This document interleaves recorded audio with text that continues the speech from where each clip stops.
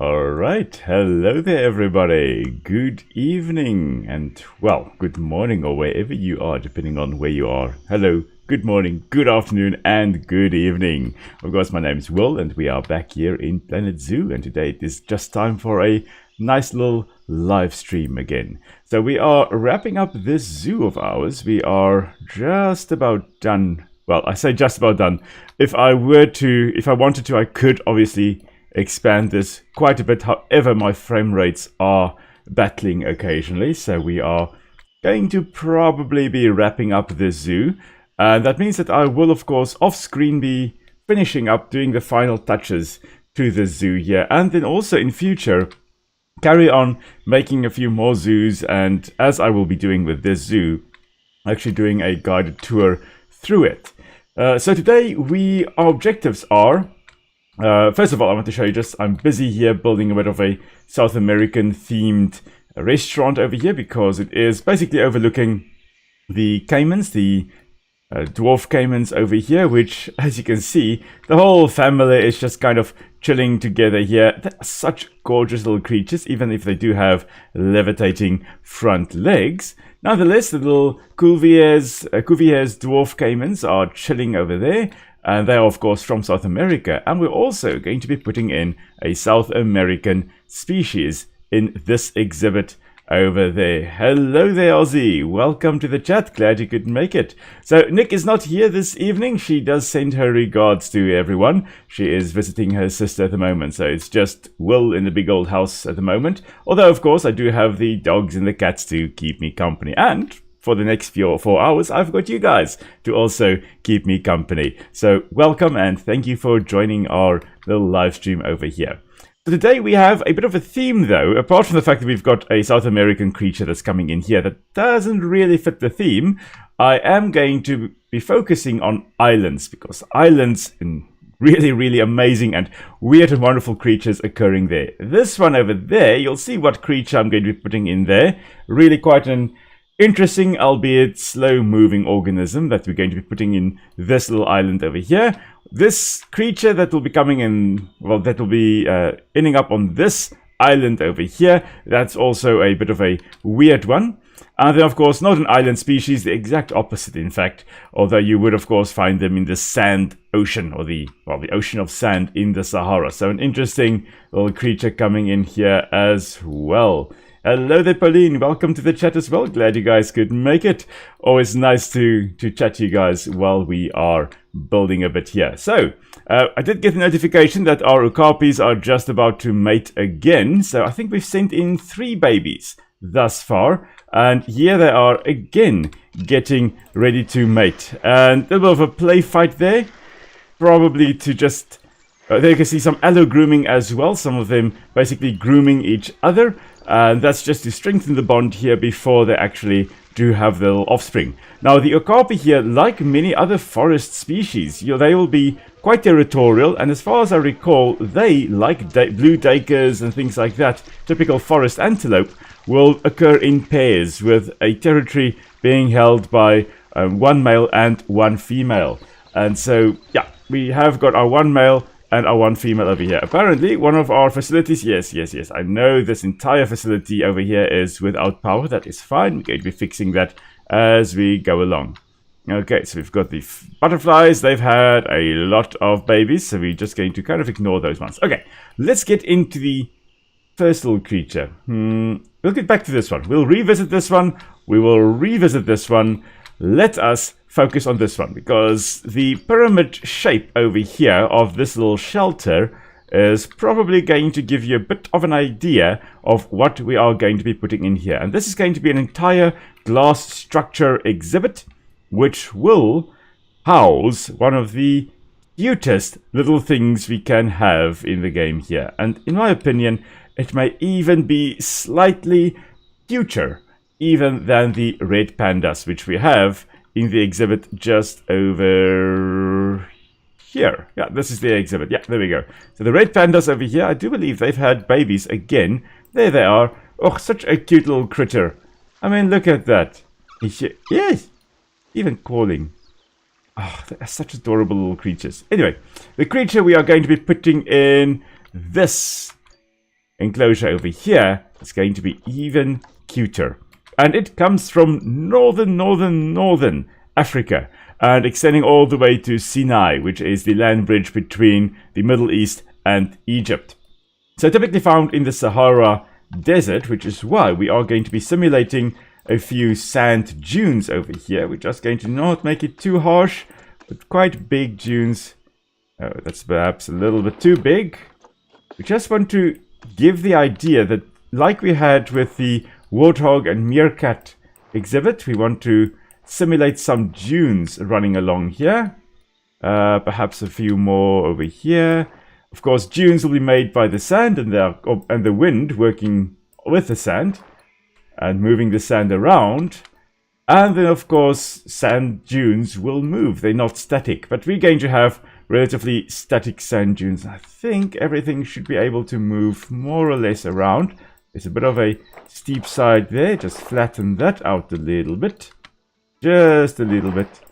And so people will obviously come in here. They'll be able to walk along here. There is a little bit of a path here. And this is, of course, where they'll have a 360 view of the little critters. And I'll be showing you what we are going to be putting in here in a moment. We're just first getting their little exhibit ready. Now, these creatures that we're going to be putting in here... Ooh, I'm not sure whether they need an animal burrow or a small animal burrow. Probably a small animal burrow, because they are tiny. We're going to be putting in the small animal burrow over here.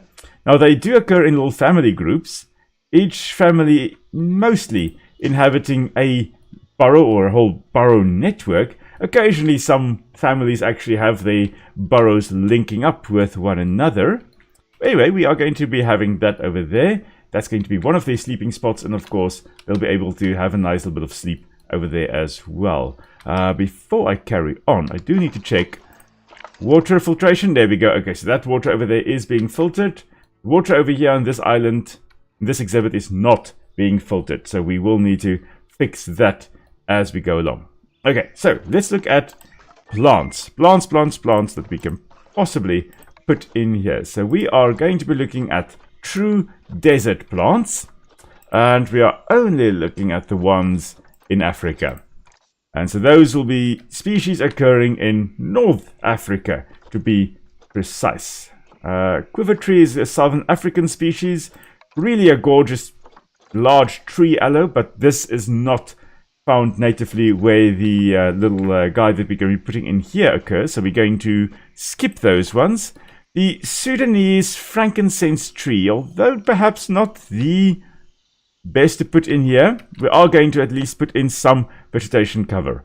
A little bit too harsh perhaps to just have the harsh sand dunes over here, although the little critter does occur usually in areas where there is basically where there are no trees. But we are going to be sprucing up this little exhibit a little bit by putting in some salt cedar bush. I do believe these are tamaracks. Yeah, it does look like tamaracks. Tamaracks can be very, very invasive. Here in South Africa, we do have Tamaracks ramosissima, which is an exotic species which comes from the Middle East, if I'm not mistaken. And they are taking over some areas, although we do also have an indigenous tamarack species as well in South Africa, which just confuses things a little bit. We're going to be simulating a bit of an oasis in the desert. So like we have little islands in the desert or in the ocean, so too we can have little islands of water in the desert environments, little oases as well. But let's have a look here. The aloes, yeah, that's all right, but I'm just going to put one coconut farm over here as well. We don't want it standing up too high, because we do still need to put a roof over this enclosure. Otherwise, snow is just going to fall in here and wreak havoc with what we are doing here. Speaking of which, I think we've actually got enough plants. Believe it or not, it really looks sad, but anyway, I think we've got enough plants. We're going to be putting in a little bit of tall grass around this water hole over here, because, it is a little oasis. So we're just going to have a bit of greenery right around it. Make it look nice. And that looks good. Okay. So, before we can introduce the animals themselves, let's just quickly put up a roof on this enclosure. And the idea is I'm going to go with a big pyramid. That is what I'm... Well, 1 pyramid or 4? I think I'm going to go with 4 pyramids. You know what? Let's do that. So, let's go for roofs. Flat. And we're going to go with glass. This is going to be the glass house. Right. It'll be part of this building.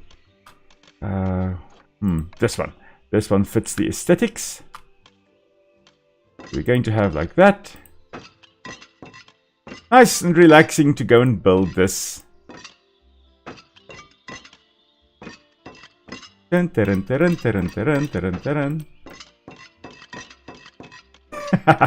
I promise we will get to the animals in a moment. As soon as we have actually more or less built this up. Okay, so I'm going to go with a bit of this. Just so a flat roof. Almost done here.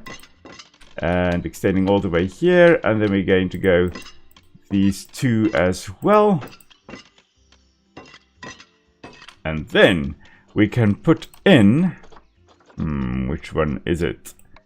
Not this one. This is going to not yield a steep enough slope. As you can see there, it's quite flat. I want a nice 2-meter high one. I think this is it. I'll be honest, I haven't built a pyramid like this in ages. But this does appear to be correct. Okay. Okay, I want the grid height set on 4 meters. There we go. Okay. There. Yeah, that's going to be good.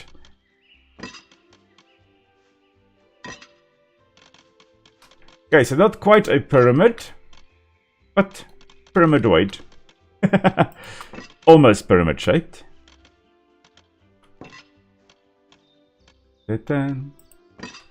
Right.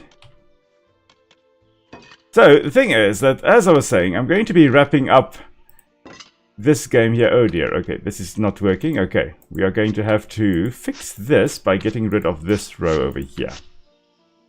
Yeah, I think that row needs to be taken out. As I was saying, I'm going to be wrapping up the Planet Zoo series now with this episode. And then I will be doing a bit of a guided tour through it, which I have done guided tours, well, when I started out.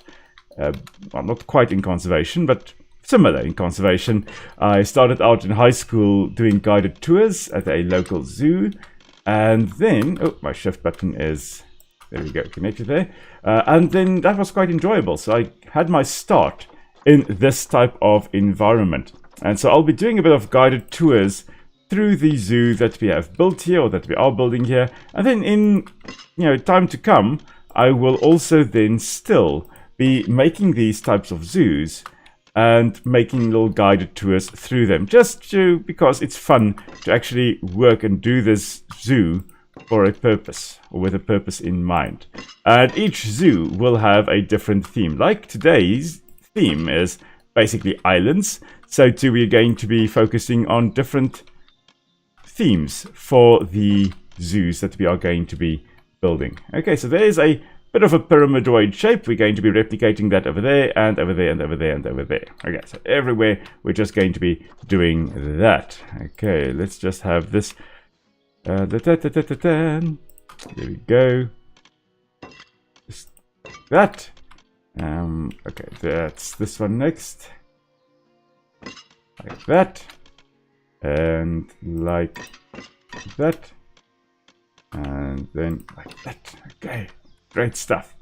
So the creature that's going to be coming in here is the smallest of all the canids, of all the dogs in, well, and dog-related animals in the world. So if you have a guess as to what is going to be coming in here, I will be very happy to hear that in the comments. Okay, so what do you think is the smallest dog species on Earth? Well, dog relative, canid on Earth. So canids, of course, include the dogs, jackals, foxes, those types of things. And one of them is smaller than all the others. Right, this could work. Okay, this coconut tree over here, this coconut palm, is unfortunately a little bit too tall, so we're just going to shrink him down so that he fits into our little enclosure. There we go. That looks nice. Okay, back we go. 2 meters, 2 meters, that one. Okay, add it to this group. And going to again have that. Okay.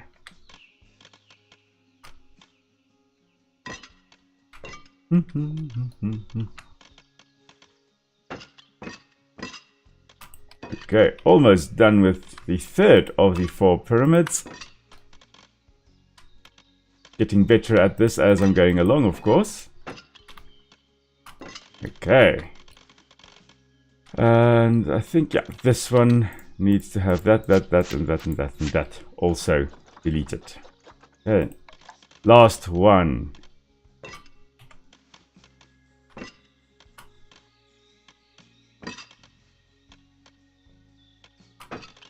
Okay.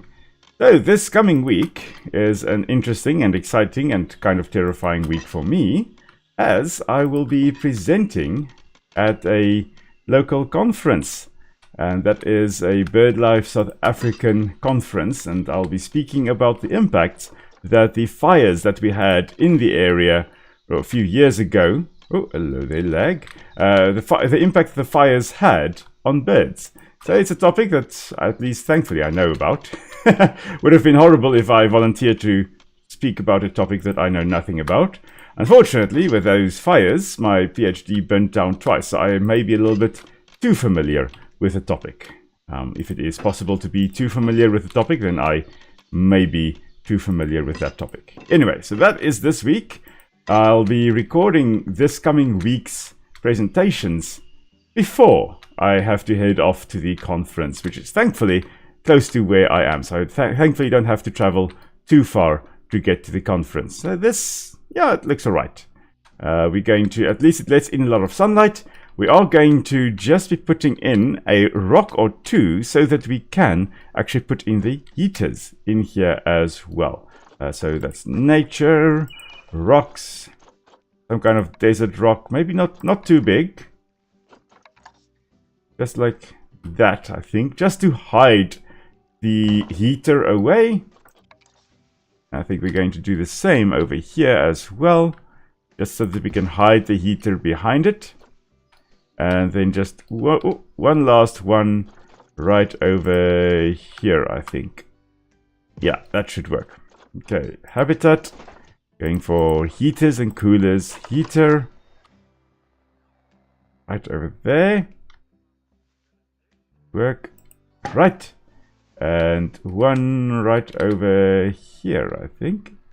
Sticking out of the sand. And then one right over here. So since the creature over here comes from the Sahara, and the zoo that we are in does sometimes get snow, we obviously don't want the poor little creature dying as a result of the cold. So let us now go and have a look and see whether we can get the little guy that we are going for. And it is the fennec fox, the smallest of all the canids. I mean, look at that. It's such an adorable little creature. Unfortunately, none of them are great. However, it doesn't matter. We are going to be adopting that little one over there. And the best of the males, that will be Yamin over there. So we're going to be adopting them. We are going to take them as soon as it actually shows up. Right, let's just look at fennec fox. There we go. We're going to be taking these two, sending them off to the quarantine, which is where's quarantine? Over here. Okay, off to quarantine, and then from quarantine over to the pyramid, the glass pyramids that we've got over there. Right.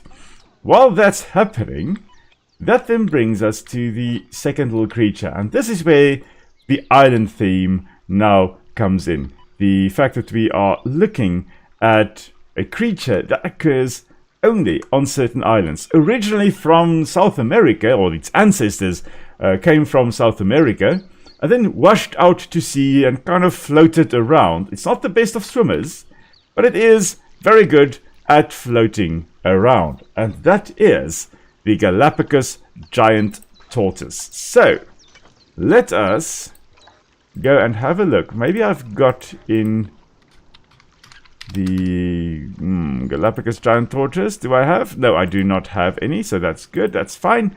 I will be Galapagos giant tortoise. There is an amazing female. Let's adopt her. And oh, it's an alright male, not the best. That's too expensive, too expensive. Oh, that is a horrible one. Let's try to get a better male. Oh, no immunity whatsoever. Okay. We are going to be waiting for a... Well, this one's alright. Let's get Fernando to come in. So, those two can now go to another quarantine facility. There's one I know over here somewhere that we just sent the other ones to over there. Let's send these ones just first to quarantine over there. Okay, and before I forget, I will also be putting in these two monarchs, which are going to be getting older and older and older. Just going to be delivering them into this exhibit over here. Just so that we can actually have our little first monarch butterflies properly on display here. And there's the one. If I can just zoom, there we go. There they are, both of them. So these are the American monarch species. So monarch butterflies, there are a whole bunch of different monarchs. We also have one here in South Africa as well, the African monarch. These ones are the American monarchs, completely different species. Quarantine passed. Ooh, right. So these two fennec foxes are ready to go into the glassed house. There we go. There, scheduled. Right. And then we'll see if they get out, then oh dear. If they don't get out, then wonderful. And if they're happy with the exhibit, then that's even more wonderful. Okay, so let's have a look. They should be arriving shortly.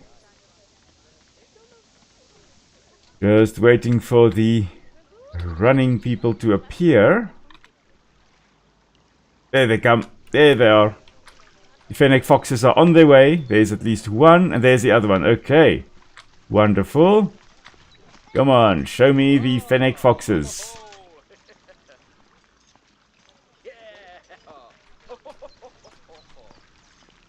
Okay. In a moment, a fennec fox is going to appear right over here. And... no, not there. I want to look at... Oh, look at how small they are. Yeah, my word. They're even smaller than I anticipated. I mean, look at that. Okay, so... Right. Oh, this is so cute. As I've said, even more adorable, in my opinion at least, than the red pandas that we already have in the exhibits. So the fennec fox, it comes from the Arabian word for this little creature, which I think is fanak, if I'm not mistaken. So, large ears, obviously very important. I mean, why on earth does it have these massive ears? And in South Africa, we've got the bat-eared fox, which also has these big ears, also occurs in relatively warm, arid or semi-arid environments, and it will use its massive ears to actually pick up sounds made by little insects underground and then dig them up. And to some extent, yes, I mean, with ears this size, they obviously have quite an amazing sense of hearing. Hey Hans, welcome to the chat. Glad you could make it, and glad you are in time for the most amazing, cutest little critter, I think, at least, in the game here. It gives our red pandas a run for their money. But yeah, no, they are cute enough to actually be in Dinkum. If only they occurred in Australia. Although Australia has got some amazing little creatures, quolls and dilbies or bulbies and all kinds of weird marsupials that occur there. So these giant ears, though, as I've mentioned, good hearing, so probably would hear some invertebrates, but it has an even more important function, and that is to keep the fennec fox cool during the hot summer months, because there's going to be a lot of heat re-radiated away from out of the body from the ears over here, or through the ears. And you know what? I just realized they don't have any food in their exhibit. So yeah, just may need to fix that quickly before we carry on talking about these adorable little creatures. So let's just filter species F for fennec fox. There we go. Went straight past it. Okay. Food and water. We'll just put a... Oh, if I can just go down here, thank you. We'll just put a nice little food bowl over here. And then we want some enrichment for them as well. A little bamboo feeder. Let's go with food. There we go. So the bamboo feeder over here. The idea is that there will be food within these little... Oh, within this bamboo here. Of course, there are holes in there. And apparently this one is levitating, but it's going to drop in a moment. There we go. It drops down. And the idea is that the fennec foxes will then roll this around to try and get them into the get to the food. I just read your comment there, Hans. I knew it was heresy as soon as I said it. I knew it was heresy to say that the fennec foxes are cuter than the red pandas. But the thing is, red pandas, we don't know what their closest relatives are. At least with the fennecs, we know where on earth they fit in the tree of life. So we know they are at least proper canids. And I come from Africa, so the African fennec fox is, for me at least, definitely going to beat the Asian red panda, I'm afraid. I'm very proud of African species. So, yeah. sorry, not sorry, about the fennec fox, in my opinion, being cuter than the red panda. We are going to be putting in a sprinkler for the little guys to also play with. And then lastly, just a tunnel, perhaps an old palm that has fallen over, and the fennec foxes can then go and play with that little tunnel over there. Okay, so that at least should give them a bit of proper enrichment. There we go, 94%, that's good enough. Let's have a look at how they are feeling about the terrain. Perfect. Okay, environment, coverage of plants, low enough. Yeah, that's good. Okay, so those little guys are happy, and that means we get to work and introduce these extremely slow-moving creatures into their exhibit, which we don't have yet. Right, okay, so I need to actually put up the null border. So the null barrier, let's just go with this one over here, just to indicate where the actual barrier of this exhibit is, so that it actually counts as an exhibit.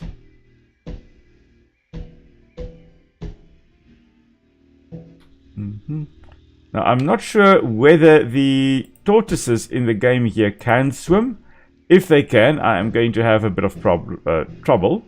If they can't swim, well, then great. But I don't think they are able to swim in the game here, at least. Now, the thing is that in reality, they would be able to swim.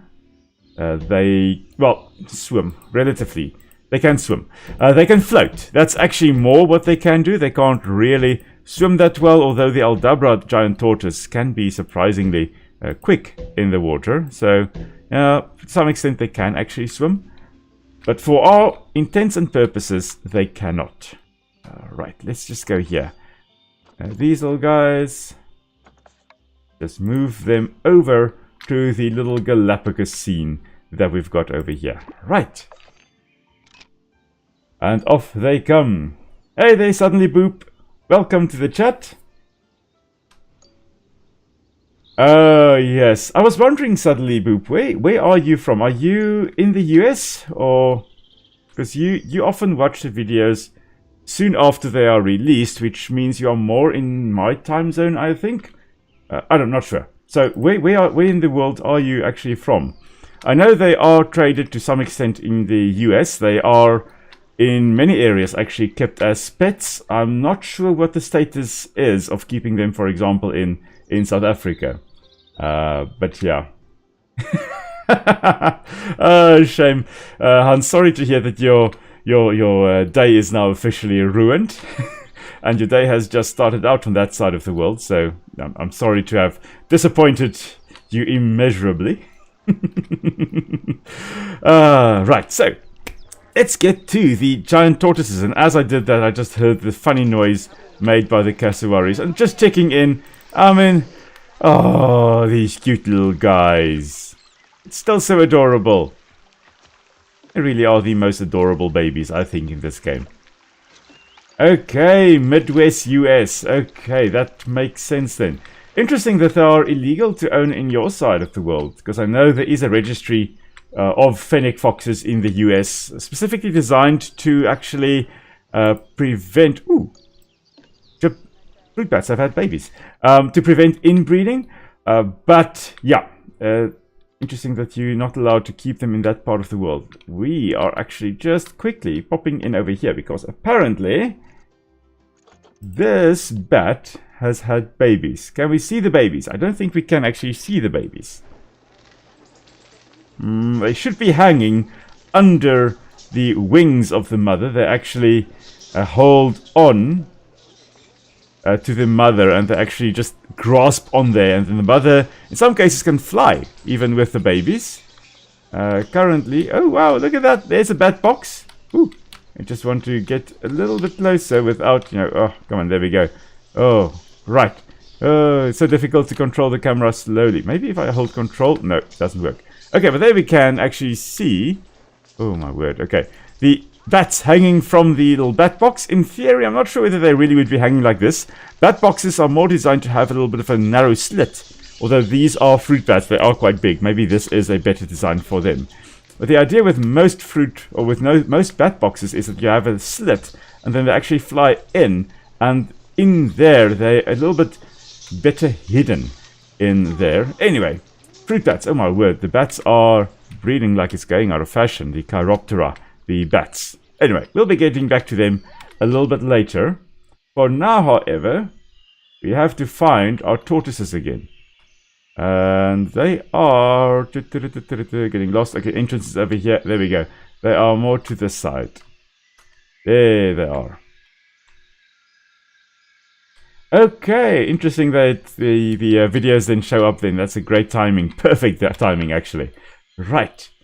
So, let's see here. Oh, there they go. There are the two little tortoises. Okay, so...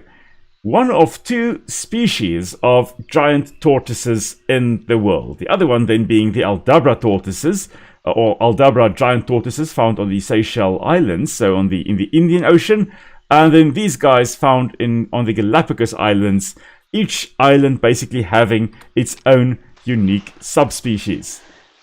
Right, so they are very unhappy about the fact that they've got no enrichment whatsoever. There's no hard shelter. Oh dear, we're going to have to fix that for them. Okay, there's no short grass, no tall grass, or not enough at least. There's too much rock, and there's too little sand. Interesting that they are demanding more foliage, because a lot of these little guys have got or are found. They're basically found on volcanic islands. The Galapagos Islands that they are found in are, well, volcanic in origin, so a lot of them occur on lava fields and things like that. Although, come to think of it, video clips I have also watched of them in the past have had them in a bit more tropical environment. So, Hans, you're asking there, does South Africa also have the bat fungus that has ravaged North America? Not as far as I know. As far as I know, we don't actually have any problems with that. Of course, things like rabies and things like that will always pop up, but no, I don't recall that we've actually got a bat fungus. White nose syndrome. That is very interesting. Is it mostly fruit bats, or are they affecting mostly the insect-eating bats? Do you, by any chance, know? That's quite interesting, and at the same time, very, very sad, of course, as well. Let's build a bit of shelter made from some kind of like volcanic rock. That's what we are going here for. Desert rocks, no. Mossy rocks, no. I want like volcanic appearance in the rocks here. Not the taiga, the temperate rocks maybe, but tropical rocks. Not the tundra, stalactites. Yeah, the tropical rocks. These ones seem to probably will be doing the job best. Okay, so we're just going to go with initially just setting out the cladding over here high enough that the tortoises can actually climb in underneath here, or get in underneath as well there. Let's just lower that so that it looks a little bit more natural. And this one will be a little bit higher, like that. And of course, we do need to build up the sides here, so we can actually have that one there. That looks all right. This one we will flip like that. Just trying to build up a nice little shelter for these poor little tortoises. This will. The idea is that this should look like some kind of volcanic rubble that's lying over here. These are quite small ones. There's a big one over there. That's going to do the job quite nicely. Just attach that on there. And we will, however, need to actually flatten out this section a little bit. Let's just get this ready. Flatten this a little bit. Initially, this was actually going to be a little bit of variation in the landscape, so that it could actually be a little bit higher lying area. It's not just flat all the way. However, it seems the tortoises need a bit of flatness in their life. They can have a shelter over here. White nose syndrome, about 90% of the population here, insect-eating ones here. Oh, interesting. Interesting that it's affecting the insect-eating bats, the Microchiroptera. Yeah, no, I don't think we've got it here in South Africa. I will need to check. But as far as I know, we don't actually have that here, which I'm very glad about. But yeah, disease outbreaks can really ravage a whole bunch of different species. If you look, for example, at the Tasmanian devils, those poor guys, man oh man, they are really suffering as a result of infectious cancer, of all possible things. Cancer that can spread from one Tasmanian devil to another, and that's just also quite horrible.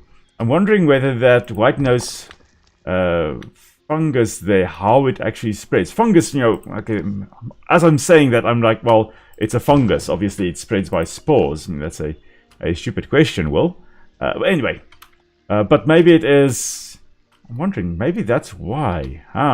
Well, insect-eating bats, although you do have fruit-eating bats that can also be in quite a lot of quite moderately sized colonies. Insect-eating bats traditionally I always imagine as being more social, and of course closer contact means that as the fungus would spread its spores, it would spread more easily from one organism to another.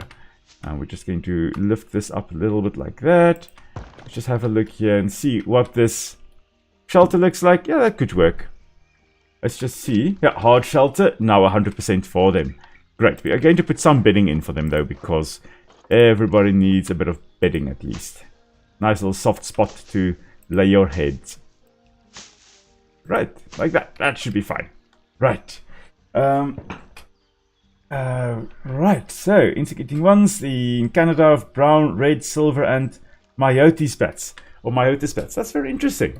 I have got very little experience with bats outside of Africa and then parts of Asia. Things like the flying foxes, for example, I know quite well, and that's in Australasia and then, of course, in Asia as well. Although we do have massive fruit bats in Africa as well, mostly in Central and West Africa, although the Egyptian fruit bat that we've got in the game here, that one and Wahlberg's epauletted fruit bat will occur here where I am as well, in the southern tip of Africa. We've got around here, trying to think, I haven't seen fruit bats in our garden. Obviously, I do see the insect-eating bats quite a bit. Our neighbor has got a bat box up, but in all the years, he has never actually had bats going into his bat box, which I think is a little bit sad. And suddenly it's saying, well, there's not enough hard shelter. Come on, really? Maybe we should take away these plants. Maybe they don't like the plants. Come on, tell me you like that. No, they need more hard shelter. Really? That's nonsense. Tortoises spend their entire lives out in the middle of nowhere. Surely they do not suddenly require hard shelter. I will not be told that that is a thing. Let's just shift this a little bit. Try to increase the square footage on this. And let's just duplicate this one so that we can just carry on with it. Bit of an overhanging lip like that. And that. How's the shelter now? Is it enough now? It's going to take you ages to get there. Surely, you don't have to worry too much about that. Okay, and terrain. Yeah, still unhappy about all of those things. Okay, we'll get back to that and fix the... Well, later on, I will fix the hard shelter issue, which apparently is an issue for these guys. Anyway, not going to be bothered too much about that. I want to actually make this look nice for now. And while we're doing that, let's just quickly pause this. Okay, so... These guys also come from close to the equator, so they are not going to be happy with too cool conditions. Additionally, being ectothermic or cold-blooded, they really will not be able to handle the cold conditions well. So what we are doing here is simulating what they also will have in the Galapagos Islands, and that is the thermal springs. So the thermal springs, because the Galapagos Islands are volcanic in nature, very often you'll have these mud pools where a lot of these tortoises will actually gather in their hundreds to lie in the warm volcanic mud. And that is what we have over here. So we are going to put in some grasses, I guess, because they want more grasses. Okay, let's do that then, shall we? Need a lot of short grass, need some tall grass as well. Okay.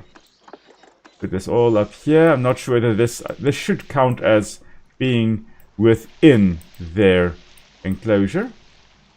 Yes, it does. Okay. Just beautifying the area around here, because apparently that also counts as in their enclosure. But I want the majority of this island over here to mimic the volcanic nature of the Galapagos Islands, where these guys occur. We can just make this nice and green, little mosses growing over here. If we had marine iguanas in here, they would also, coming from the Galapagos Islands, they would occur here all along the edge, just chilling in the sun. They would be eating algae that occur, or that grow in the water here. We still need some more short grasses. Maybe around this shelter over here. Okay, that is enough.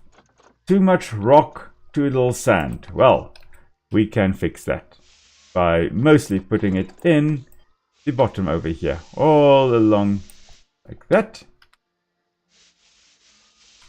Right, anyway.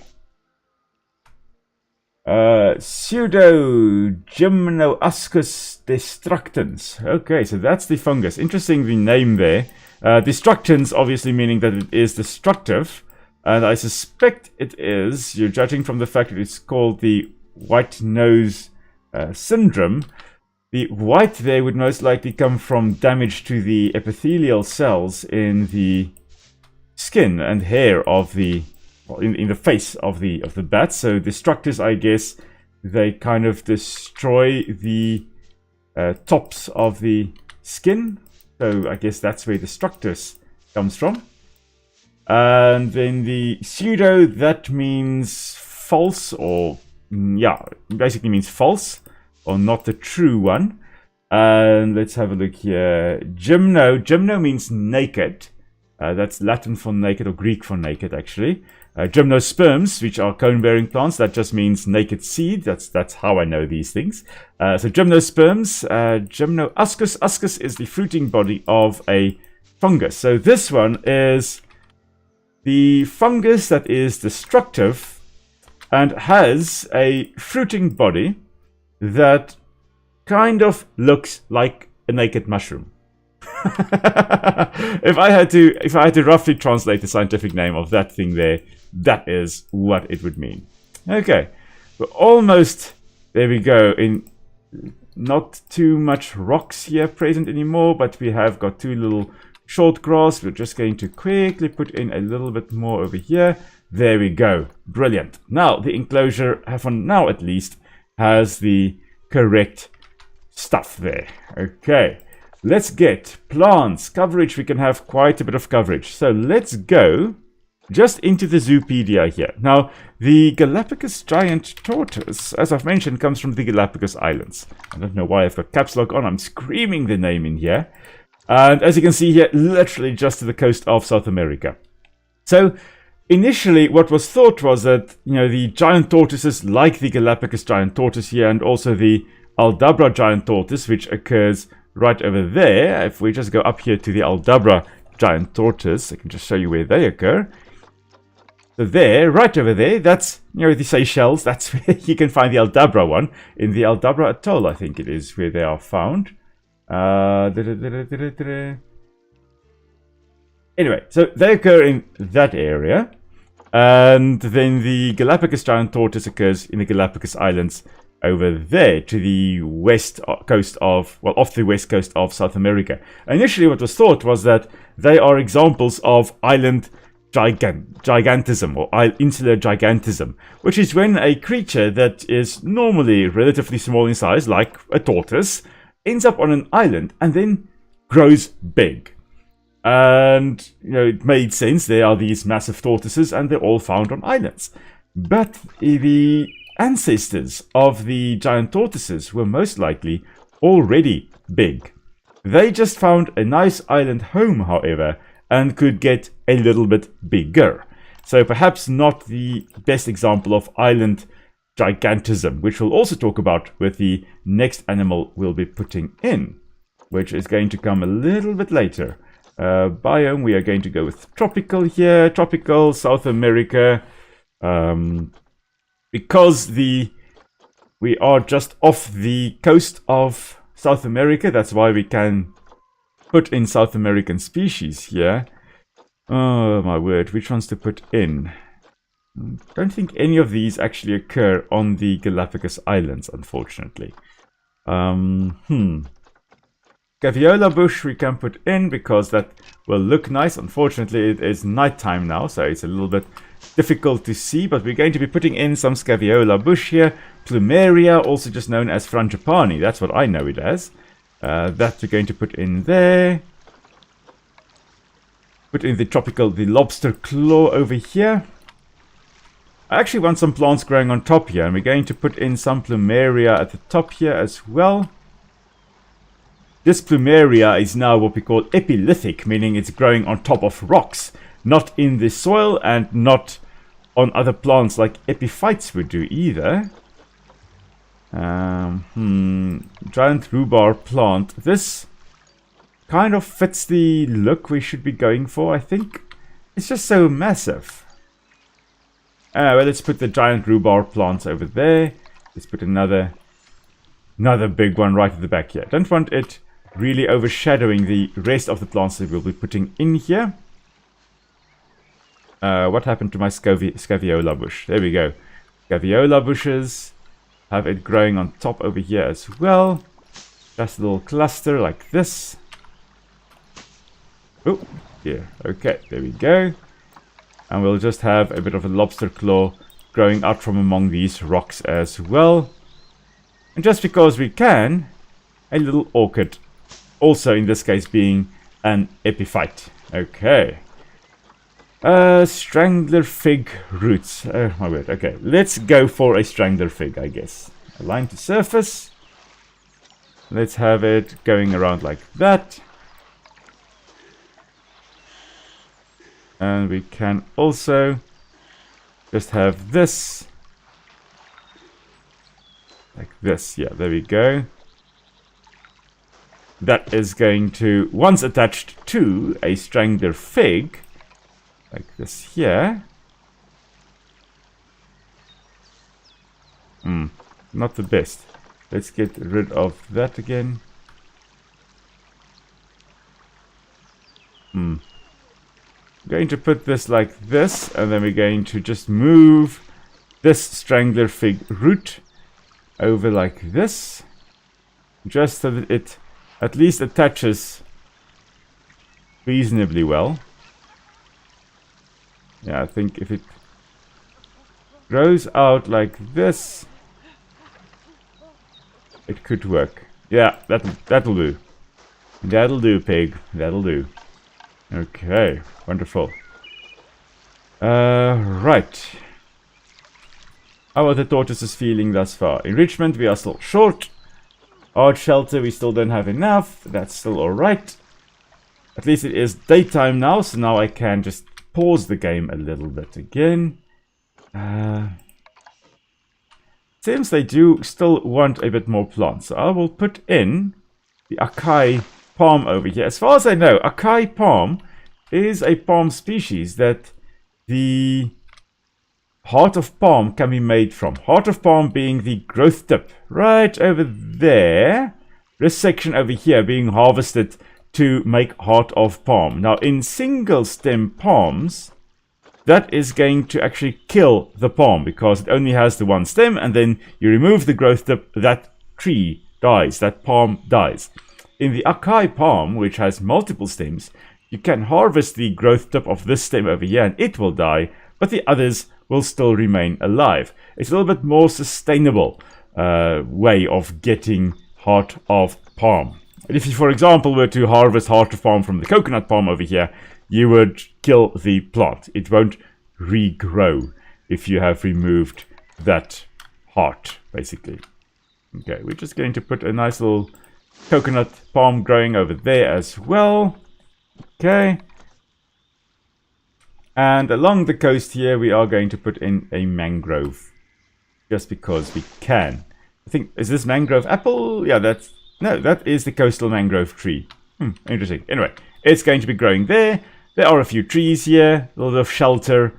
That should be alright for the Galapagos giant tortoise. So, let's quickly look at these little guys. So, if you look at the Galapagos giant tortoises, you'll find that there are two broad types. So, there are a number of different subspecies. Not species, there's only two giant tortoise species. This one is one species, the Galapagos giant tortoise. And all the subspecies of this species belong on the, or come from, the Galapagos Islands. And then, of course, there is the, as I've mentioned earlier, the Aldabra giant tortoise, with a few subspecies as well from the Seychelles.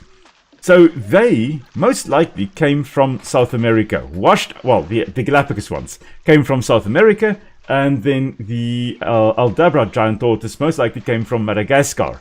And they were probably washed out during major rainfall events, and then ended up arriving on the island. As I've mentioned, they're not necessarily the best of swimmers. Let's actually have a look here at this little guy. And let's look at habitat and see where they can go. Okay, they can't swim. Okay, these little guys can't swim. There's no way for them to escape, which is marvelous. But what they can do is they can float. So what happened in the areas that they are from, they actually, from South America, they got washed out in the rivers and kind of floated in the ocean, and they can survive for quite a few weeks or up to a few months, actually, just on their fat reserves. Big tortoises like this will have quite a lot of fat stored in their bodies, and they're then able to go long periods of time without food. Additionally, being able to float also means that they could easily float over to the Galapagos Islands. And then, of course, with the Aldabra giant tortoise, they could wash over to the Seychelles Islands as well. Now, most tortoise species do float. Occasionally, however, some species do not. In South Africa, for example, we have the ungulate tortoise, which is a smallish tortoise species. And as far as I recall, it's either that one or it's a different species of little tortoise, that there is a field guide on reptiles in South Africa that specifically mentions that this tortoise species does not float. Which begs the question, how many tortoises did the guys take into canoes and toss into the water to see how many of them floated? And I can just imagine them going, right, let's exhibit A, this species, the leopard tortoise, put him in the water. That's fine, he can swim, that's fine, he floats. This little guy over here, plunk. Oh, no, he sank. Okay, maybe that was just a fluke. Let's throw in another one. Oh, Johnny sank as well. Right, this species does not float. This species sinks when you put him in the water. Yeah, anyway. So, giant tortoises like these would have floated over, and then possibly a gravid female ended up on the Galapagos Islands, and then started a population. That was a very, very long time ago. Now, over time, there were no species that filled the same role or niche in the environment. So the giant tortoises could really diversify. And on the islands that they occur on, they diversified into two types of body plans. The one that we see over here has a flatter point over there in the front of the carapace. And these ones are typically the species that will be feeding closer to the ground. Speaking of feeding close to the ground, I probably need to put in... first of all, let's check whether the water over here... Yeah, the water over here, obviously it's being filtered because there is a water filtration station right over there. Okay, so we need to put in some food here for them before I forget, because I can just see myself forgetting. Let's see, Galapagos giant tortoise. Food.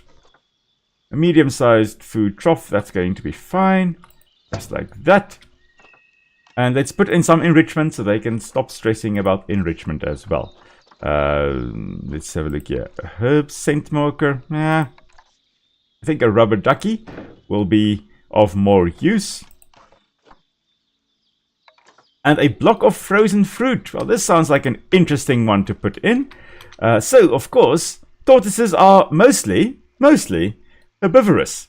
The reason I say mostly is because there have been videos of Aldabra giant tortoises catching, or trying to at least, catch fledgling birds or baby birds that have fallen out of the nest. In particular, some terns, sooty terns or things like that. There's a particular video that shows that Aldabra giant tortoise running after the baby bird. Not very fast, but then again, baby birds are not very fast either. Fledgling birds are not very fast, but it goes after it with its big mouth, kind of like opening and closing to try and grab onto that little bird. So, not the fastest of animals. I always joke and say top speed of 0.3 kilometers an hour, which is only slightly faster than me in my resting state.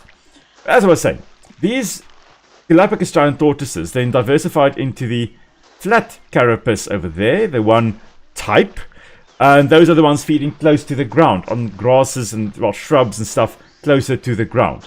The other species actually has a high crest over here in the front and much longer necks, and those species are adapted to feed on the fruits of cacti which occur on the Galapagos Islands.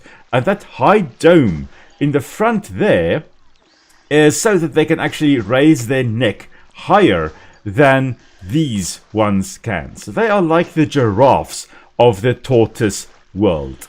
So here we go. It seems this Galapagos tortoise. Which one are you? Are you the male or the female? You look like the female. It is the female. Okay, so I thought she was going to play around with that block of ice there, of frozen fruit. Let's see, can I see that this is the male? Yes, I can. Interesting. Okay, so how on earth do I know this is the male and that one is the female?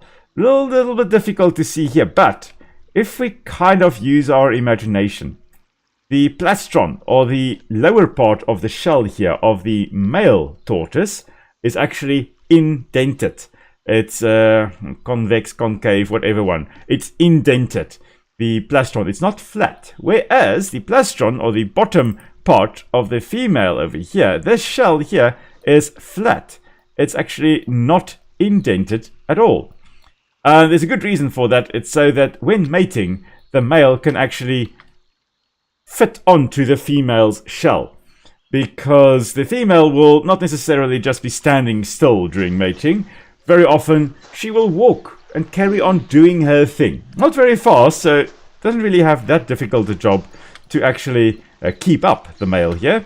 But still, he has to sometimes kind of hold on while she is going about her business, while the male is going about his business behind her. And then as, since the male's plastron isn't actually convex, it can fit over quite nicely over the female tortoise's shell. And he can grip, in a way, while going at it with the female there. Quite cool tortoises. I mean, really such awesome creatures. Unfortunately, of course, quite a few subspecies have gone extinct or are critically endangered. One of the most famous ones being the Pinta Island giant tortoise from the Galapagos Islands, as far as I recall. That one, the last one of the species, was Lonesome George, which David Attenborough... Oh, hello. I think these two are about to mate. Yeah, there we go. Oh, quite affectionate, these little guys. Not necessarily as affectionate in real life, when mating, but yeah. In theory, the male over here would be mounting the female and then remaining attached to her. And there you can see, there we can actually see quite nicely there, the shell of the male. You can see that indentation over there. That fits perfectly over the female's top of the shell. And the female here, you can also see, there we go, you can see the female's shell is flat, the plastron, the bottom part of the shell. Now, these tortoises overall are so weird because the shell that we see is not a loose structure like the shell of a hermit crab. Instead, these are scales known as scutes, which are covering the rib cage and vertebral column of the tortoise. It is fused, and you can to some extent see that over here. I mean, the skin stretches all the way to the shell and it is fused. The shell is not a loose structure. The shell is rib cage and then the scales over that. Are we having... Oh, the penguins are having babies again. Okay. The female... there we go. November... There's a few months. Yeah, she would carry around the eggs for a while, yes. Anyway, what I was going to say about the tortoise species, a lot of them are quite endangered. I'm not sure. This species, how is it classified? Vulnerable. There we go. Yeah. So quite rare. And some of them are far rarer. And that is because when mariners arrived on the Galapagos Islands and also in the Seychelles and where the other giant tortoises occurred, they saw that these are amazing sources of food because you could pick them up readily. They didn't run away very quickly from you. So you could easily remain and stay up to, or catch up to them. Oh, okay, just want to double check that I've got the live chat over here. Yeah, there we go. So you could easily catch them and then bring them to your ship. And then because they could stay without food for long periods of time, they were perfect for taking on voyages. And you didn't really have to bother about feeding them either. Which, of course, then results in, all kinds of over-harvesting of the endangered species, or of the tortoises, for example. Now, we are going to just carry on with this exhibit. And we will be talking about the giant tortoises again a little bit later. But in this exhibit, what we want to have are the largest lizards on Earth. So we have, right over there in the glass house, we've got the smallest canid in the world, or dog in the world, the fennec fox. And then in this enclosure over here, we're going to have the largest lizard in the world. Initially thought, for many, many years, thought to have a lot of bacteria in their mouths, making them venomous to some extent. And then eventually people realized that, oh no, they actually have got venom. Proper, functional venom. It's not that they had dirty teeth and were in need of a dentist appointment. It was that they actually possessed venom. So in this enclosure over here, we are going to go And we are going to hopefully get Varanus komodohensis, the Komodo dragon. Let's have a look here. We've got a male. Now this male is looking quite right. We'll take him. And we'll take Taman, the female, over here. Okay, technically we only need one individual, and technically we only need a female. However, we are going to be going with both a male and a female. And just to make sure that everything is alright with them, we are just going to take them to the quarantine station over there as well. So as they are being taken, we'll get ready with their exhibit as well. Right, so let's have a look here. The Komodo dragons, as we'll see in their thingamajig here, in the Zoopedia entry, they come from Oceania. They come from Indonesian islands over there of Komodo and Florence. Flores, not Florence. Flores, which are right over there. Their ancestors, however, come from mainland Australia. Around about 4 million years ago, the first Komodo dragons actually were present in Australia, and they've only been around on the islands of Komodo and Flores for the past 1 million years or so. So they've been initially were on Australia and then made the journey somehow over to Indonesia, and they are one of the few creatures that actually made that journey successfully onto the islands. Okay, so I think the two Komodo dragons should be in the quarantine station, and we'll be looking at them in a moment. Let's just quickly have a look here when we are putting in our... There we go. The islands, Komodo Islands, the Rinca Island, Flores, and Gilimotang. Okay, so those islands there, the tropical and grassland and Asia. Those are the plants that we should be going for. Okay, so tropical, yes, not South America anymore. Continent, we are going for Asia. And we are also going for biome, not continent, biome grassland. Okay. Echolaria tree, maybe we should have that over here. Yes, this could work. And we'll have, this is the blue lotus plant, that has to be on the surface.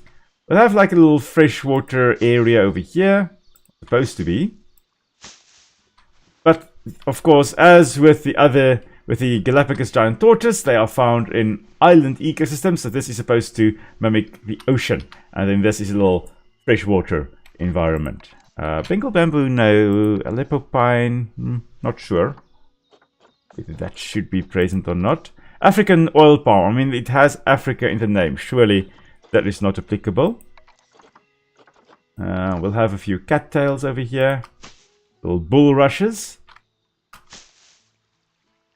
Okay, so the Komodo dragon was also, like the Galapagos giant tortoise and the Aldabra giant tortoise, for a long period of time thought to actually be a form or an example of insular gigantism, which, as I've mentioned, is, you know, when island or creatures on islands become larger than they are on the mainland. And it made sense. I mean, the Komodo dragon here is up to 3 meters in length, 10 feet, I believe that is, which is really quite a big creature.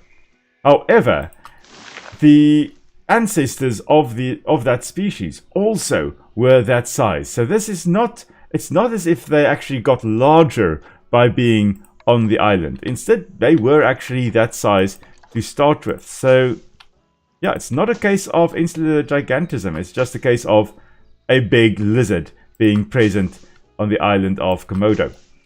We're just putting in a few little things over here to make it look nice. Oh, I don't like the fact that my shift button keeps on getting trapped, or actually just keeps on being clicked. There we go.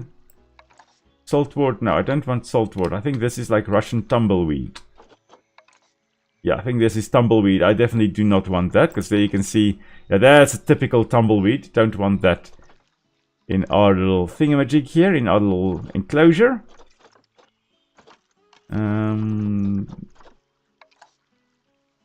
This thing occurs more in Borneo, the Titan arum. We're not going to put that in there. Plants, plants, plants, plants. We really need to make something that looks quite awesome. We don't have baobab trees over there. Let's go for the Aleppo pine. Okay, let's go for that. Nice little big tree over there. We'll put in some bamboo over here, just to hide the features of our big hill that we've got in the center here. And this should work. It looks going to look quite nice, let's put it that way. Like that. Okay. And a bit more bamboo right over here. Also going to have... Come on. Give me this thing. Just the little bird's nest fern off the top there. And oh my word, what else are we going to put in here? Not a massive variety of plants, I'm afraid. Put in a different bamboo species. At least that's going to give us some variety here. Not a big one though, but anyway. Right, let's carry on. We'll focus on this a little bit later, I guess, as well. Okay, what we need is to at least make this look nice. And we want some grass up here. Like that. Right down to the bottom here. I suspect we've got too much rock as well, or too much soil, I think this may actually be. We're going to have to put in some sand, I think, just so that we can make this look better for the Komodo dragons, so that they are happy with their environment. Right, there we go. Nice clicky, clicky, clicky all the way there. Put some fine sand along the beach here. Perhaps bring that down a little bit. There we go. Just brushing it on lightly. This is a nice little calm beach area that we've got. Okay, so with the Komodo dragon initially believed to have been in form of insular gigantism or island giants, it's known as Foster's rule. And it was an ecologist, Foster, and he came up with this idea of island creatures either becoming larger or smaller than their mainland counterparts are. And with large creatures, or creatures that get larger, so they start small and then when they get on islands, they get larger, as was believed to have been the case with the Komodo dragon. The reason for this is usually that there are fewer predators on islands, or there is a superabundance of food for them that they can then utilize. As a smaller creature, they can then get larger. And that would make sense with, Komodo dragons if they were to come onto the islands of Komodo. There were few other creatures that inhabited the same niche or roles as they did.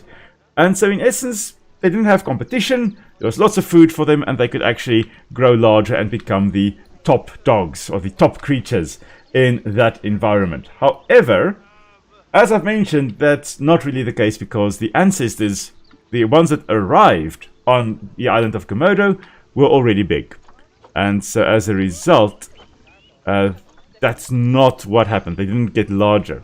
Now, of course, the opposite can also happen, where your large animals that end up on islands actually become smaller. And I don't think we've got any examples of that in the game here, but previously, on the island of Flores, where Komodo dragons are also found, there used to be a species of human, Homo florensis, or floreniensis, something along those lines. In short, I believe they're just called hobbits. So believe it or not, yes, hobbits existed. They were on the Isle of Flores, and they are extinct. Anyway, so there was a small species of human living on the island of Flores. And that was an example of insular dwarfism, which, like with Foster's rule, like with island gigantism, forms part of Foster's rule. And in the case of your creatures getting smaller on islands, that is because of less food on the island to support a large creature. Elephants, for example, on the island of Crete, there were some small... Oh, no. Red panda is about to inbreed. No. Right, that's the female there. That is the male. Okay, these are siblings. Yeah, we are going to release you to the wild. Do not inbreed. Refuse to let that happen. Off you go into the wild. Thank you and bye-bye. Right. Oh, okay. Right. Crisis averted. As I was saying, on the Isle of Crete, there we go, that's what I was saying. On the Isle of Crete, there used to be little elephants that were actually only about a meter, 1.4 meters, I think, maximum in size. So obviously much smaller than most elephants are. And that is an example of insular dwarfism. There's also the one mammoth species on the west coast of North America that was far smaller because it was on islands. They were far smaller than the mainland ones, the mainland mammoths. And here we go, the largest lizard in the world, the Komodo dragon. 2 of them, male and female. Right, let's just see whether we've got the terrain right for them. So in terms of plants, they're quite happy, coverage is quite alright. They need more rock and more sand. Okay, well, we can do that. That is not a problem. Let's just quickly go and get more rock, I guess. Should be quite easy to just fix that in the front here or in the water here without mucking about too much in the water. But I really need a lot more rock. We'll just have this all along here. Okay, so with the Komodo dragon, what I was also going to say, as I've mentioned earlier, you technically only need one individual, a female, to actually end up on an island. And she doesn't even have to be pregnant. That's the best part of their conservation, in theory, is if you have just one female, the species could, in theory at least, still carry on. And that's because the Komodo dragons can undergo, or females at least, can go through a process known as parthenogenesis. Genesis means creation, and parthenos means virgin. So it's, well, giving birth without ever mating with a male, or without requiring mating with a male, which is quite astonishing. But they can do that. And the thing is that when they do create offspring through parthenogenesis, those offspring will all be male. Which means that if a female were to be stranded on an island alone, she could create babies, which could then grow up to be adult and mature males. And she could then end up breeding with them or mating with them. And that's actually quite awesome for an island-dwelling species like the Komodo dragon over here, which will occasionally have, for example, a female washing out, ending up on an island where there may not be other individuals, and that could be how they came to the islands in Indonesia in the first place.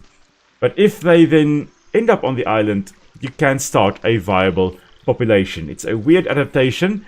Very few vertebrates will do this. There are some species that will do this. There's a lizard, for example, the whiptail lizard in the USA, where all the individuals thus far, oh my word, the lagging is amazing. All the individuals found thus far are actually female. They go through parthenogenesis to do this. No, are they? No, they're not. I'm not sure about the whiptail lizard anymore. I was very, very sure about it. But anyway, is there a meaningful difference between the terms parthenogenesis and asexual reproduction? That's a very good question there. So parthenogenesis is a form of asexual reproduction. But when we use the term asexual reproduction, we could refer to animals or to plants. A lot of plants will, for example, the bamboo in the back there, will reproduce asexually as well by just growing a rhizome underground and popping up little individuals. Or strawberry plants, like the hundreds are removed in the garden and transplanted in the garden today, they will also, who's being born? King penguin, okay. The strawberries also, of course, reproduce asexually. They can reproduce sexually by flowering, fruiting, and seeding, but they also reproduce asexually by just having little tillers carrying along. And parthenogenesis is a form of asexual reproduction. And it is invertebrate animals the way in which they will reproduce asexually. If you're looking at other animals, for example, sponges and anemones and things like that, a lot of them can reproduce asexually as well, but undergoing a process known as budding, where one just kind of splits in two. Similar to mitosis, where cells will split like that, but it's the whole organism splitting in half. That is a form of asexual reproduction as well, but it is not parthenogenesis, and it is, as far as I recall, confined to invertebrate animals, whereas vertebrates like your Komodo dragons over here will undergo parthenogenesis. There is a snake species as well, the Brahmani thread snake, also known as the flower pot snake, only about this size, tiny little thin little thread. As I said, also known as the flower pot snake, because that's how they tend to be moved around in the world. And all the individuals of that snake are female, and they automatically will reproduce through parthenogenesis with a female, simply creating new offspring, or in that case, all of them female. And then those young ones, when they reach a certain age, will also just create new individuals in their bodies, making new little offspring. Now, new achievement. Interesting. Wow, that's a lot. Not sure what that achievement is, but yay! But certain invertebrates will also undergo parthenogenesis to create offspring. For example, aphids will undergo parthenogenesis to actually produce new little babies, but they can also reproduce sexually. So some species like aphids and like the Komodo dragons here can choose whether they want to reproduce sexually or asexually, depending on circumstances, with parthenogenesis only in the Komodo dragon's case only being used by when the female is alone and doesn't have any males. With aphids, it is to actually increase the population rapidly so that they can make use of favorable conditions. And then at the end of the season, and they need more genetic variation, they will switch more to the sexual reproduction. Okay. Right. I hope that answers your question there, Subtly Boop. I hope so. If, of course, there's anything you would like to know more, do feel free to ask. I'll be happy to answer as well. Let's have a look. We need some bins here. Bins. Otherwise, people are just going to toss their rubbish everywhere. And since we are here in Papua New Guinea and Australasia, we're just going to put the Australian bin over there. And over here. And over here somewhere. Somewhere like there. Okay. Right. So this then is of the badger exhibit that we still had last time. There's a little badger. They're mostly nocturnal creatures, so in the daytime they should be spending their time in little burrows. Who's having babies? The dwarf caiman is about to produce more babies, so the babies are just piling on over there. But... oh no! An animal has escaped!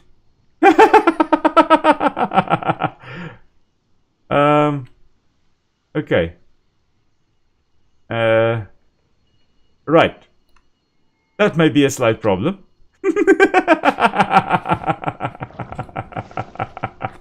We have an escaped cassowary. Okay, the big ones can't come through here, but the small ones apparently can. Let's first have a look and see whether this little guy can come out and actually run around, or whether it's going to go back.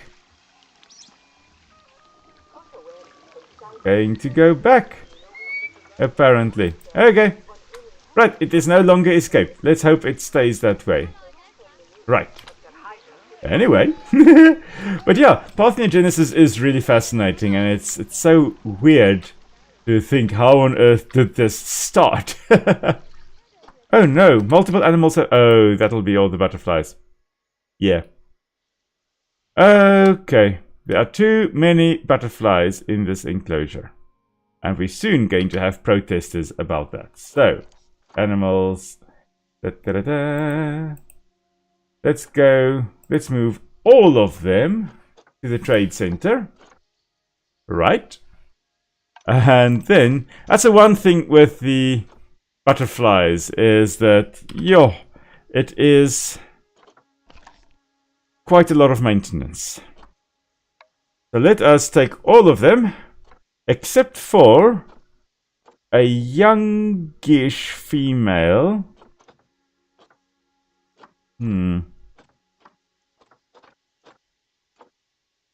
Actually, what we need is we don't want any of them. We just want to select a female that is relatively young. Like that, but has a... There we go, that's a gold one over there. How's this one? Just want to take the best one. Now they're all good. Exactly the same. This one is better, but it's older. Just want to make sure that we take the best female and put her into the enclosure there. There was one with 100% fertility. Most of them are 67 and 83%. Yeah, I think we're going to take the 67 and 100. I think it wasn't Bruna. No. I think there was a Bruna. Not Gabby, it's not that one, it's not that. There we go, this one. We're just going to send her over here. And just go for males. This one. We'll take Raimundo and we'll send him over here as well. Okay, and then we'll take all of these ones and we will just trade them away. 93 butterflies. Oh my word. And I guess this one, I think the animals, yeah, also too many flutterbys over here. And we're going to do the same with him. Old World Swallowtail, that is what we've got over here. Right. Old World Swallowtail. Okay, let's go again for males. Well, best one. 6783, 6783, 6783. I think most of the males are... I think they're all pretty much the same. 6783. Yeah. Yeah, I think they're all pretty much the same. Let's just take the young male over here. And send him to... this one, I think. No. Let me just figure out which one it is. It is this one. Okay. Right. Never mind. This one now I forgot which one it was that had 100% fertility. Oh, the joys. Of course, the one with the high fertility is just going to have thousands and thousands of babies again. Which are just going to cause havoc. And over to the females there. Did I miss the male now? I'm pretty sure there was a male that had 100%. Oh well, if not, we'll take one that is youngish, not these ones. 0.6, that could work. Yeah, perhaps. Yeah, this one over here. We will take him, send him to the zoo right over there. And then we'll just go for a female as well. Just so that we again have two in there. And they can then carry on doing their thing. Not that one. That one is a poor one. Emma could work.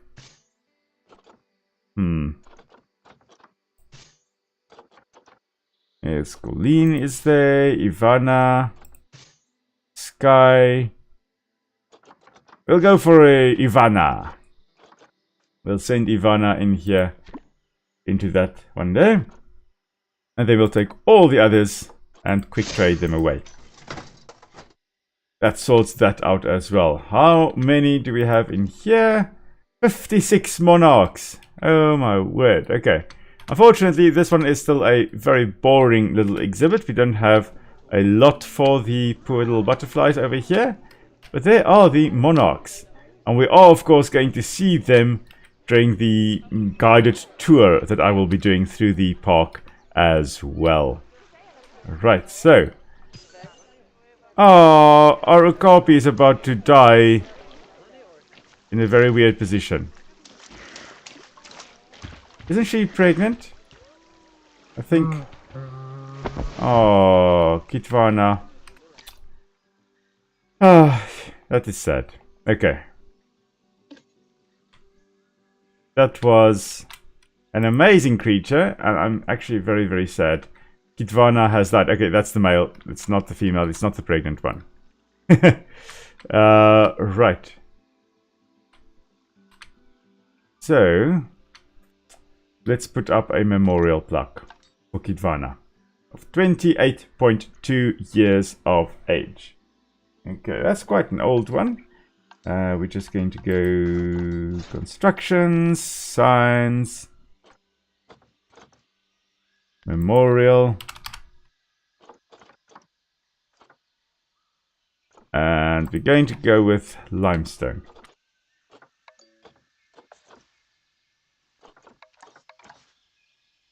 Okay, and we will put in here Kitwana, which was an okapi.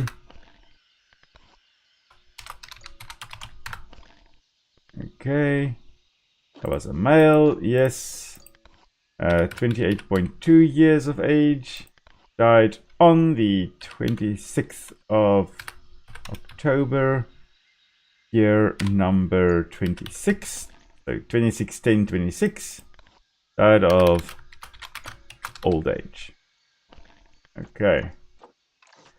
Right. That means, of course, that we need a new okapi to replace this old one. So let's go. Okapi.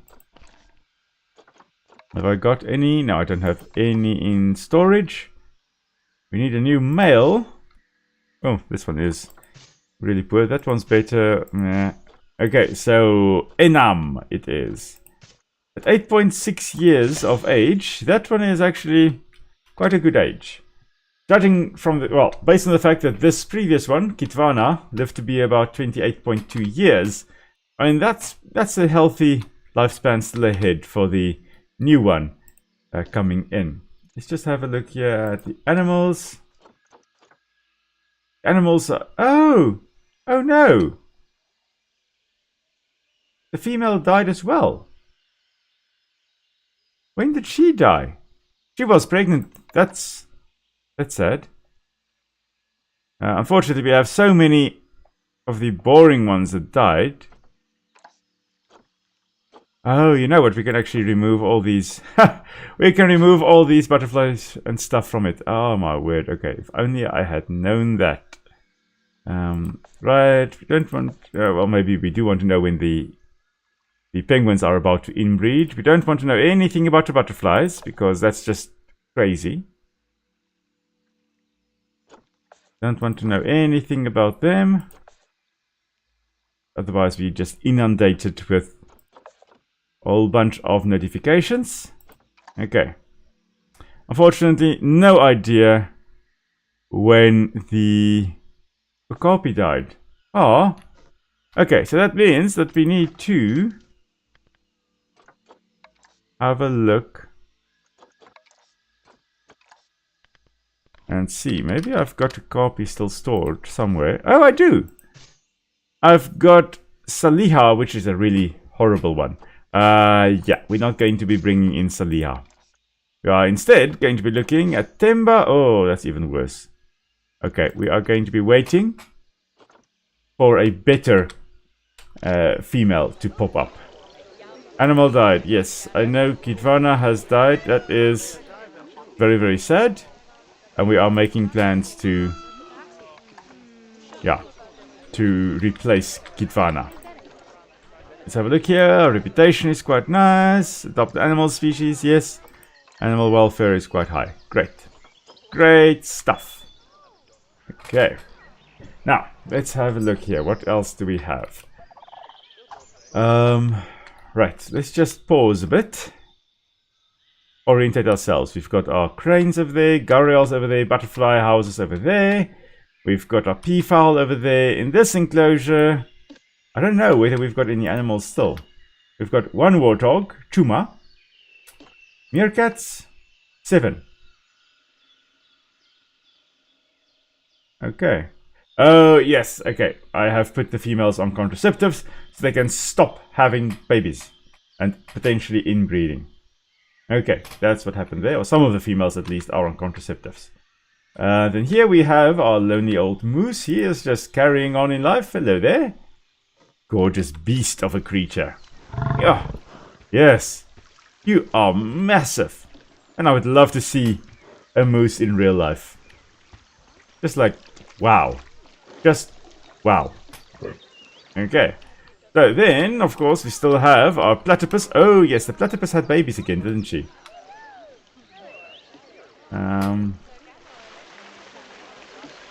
Let's have a look here. How is it looking? Overview. Terrain, enrichment, animals. How are you all feeling? Where are you in the first place? Oh, you're in the burrow, aren't you? Yeah, there we go. Okay. The baby tortoises are about to come. Of course, now, tortoises would lay eggs, so then, yeah, it wouldn't be having live birth here. And normally what will happen is the females will lay their eggs or bury their eggs, and then it will hatch over or incubate over time.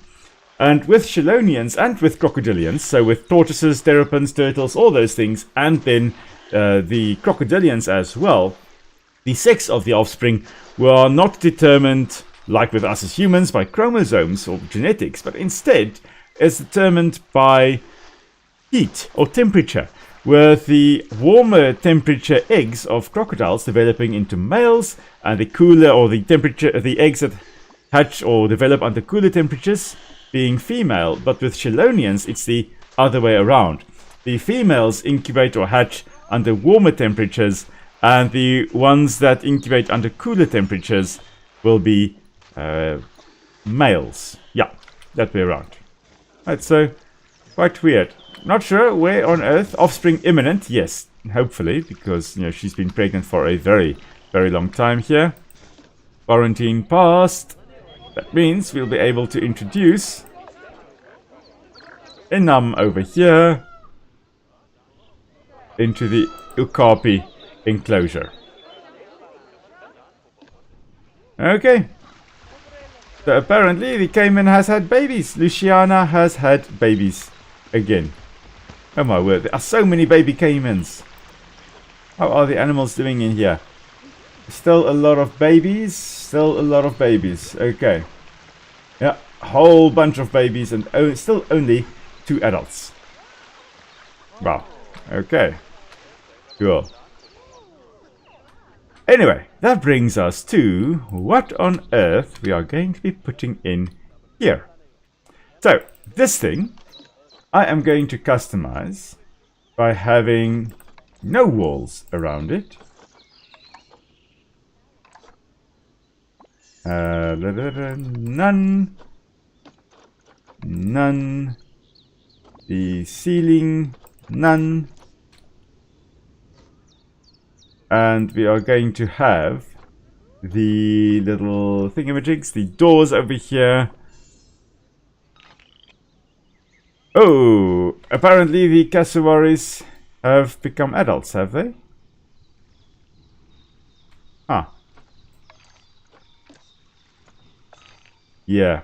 Okay, so apparently, yeah, babies have become adults, so now they are going to be fighting because they are territorial. And oh, how old are you?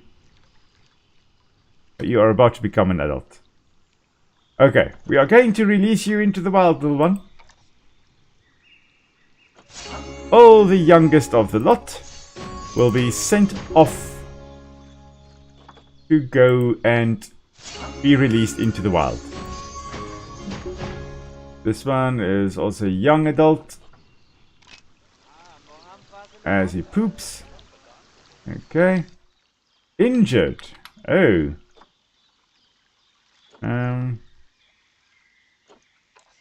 Do I have... I should have a vet office. Quarantine, that's trade. Surely I have a vet office. Yeah, perhaps. Keeper, staff lounge. quarantine.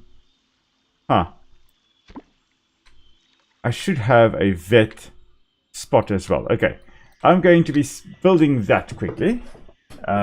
Just so that we can actually treat our poor little Mawukura, the cassowary. Okay. Well, that's the first time we actually have a creature that is injured. Kind of sucks. Okay.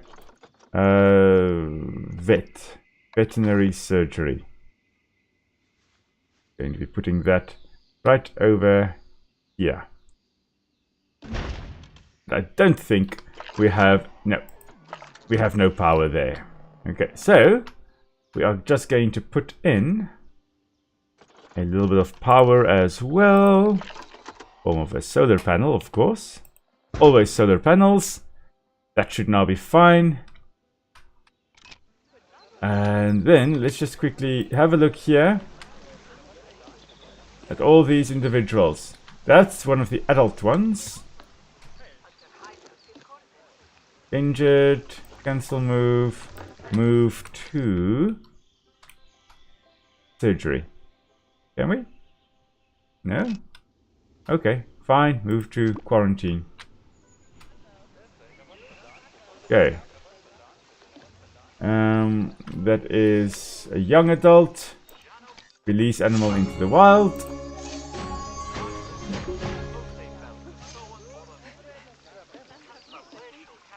Okay. Yes, you go take that one into quarantine. Right. Yes, I was busy here. Okay. So, what we are doing here is just still customizing. I want the floor to be none. The pathway I'm also going to be turning into none. Just a little dirt path. Running along there. There we go. That's going to look nice. And then we are going to be just building a little bit of a wall around here. I think, hopefully we can do that. No, we don't want mem. Okay, we can do that. Marvelous. So, let's just... I want this as perhaps not a proper 4-meter high wall. Maybe we should just have a 2-meter high wall. Yes. And the idea is that we want this lining up nicely like that. So that we can actually build a little bit like this. Yes, this could work. Yeah.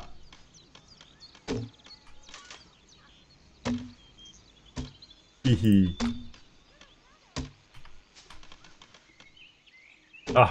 I'm going to really love having the next creature. I've never had that creature on display here either. Hopefully it is going to work. Hopefully it's going to look nice. We are going to South America, as I've mentioned at the start. So we are nature, tropical, yes, Asia, no, grasslands, no. We are going continent, South and Central America. And what we are doing here is putting in, let's put in a broken ipe tree stump. Going to be putting in, we need some rocks to break up the monotony of having a little enclosure like this. We need to align the surface, that needs to be taken out. Just like this. Oh, what? They were baby foxes? When did we miss this? Oh my word. Oh, that's so cute. Oh, it's a juvenile. That's a little baby. Oh man. Really such adorable little creatures. And they are the parents as well. Oh wow. I did not even realize that we had baby phoenixes. Oh, that's cool. Let's go down here. Yeah, right. That's cool. So as soon as they actually are mature, we are going to release them into the wild as well. Okay, let's have a look here. In our quarantine over here. Where's quarantine over here? Somewhere. Do we not have quarantine? There's quarantine here. Okay. Oh, where on earth? What quarantine did we then put the cassowary in? Because I was sure it was this one. But apparently there are no animals here. Right. Zoo. Animals.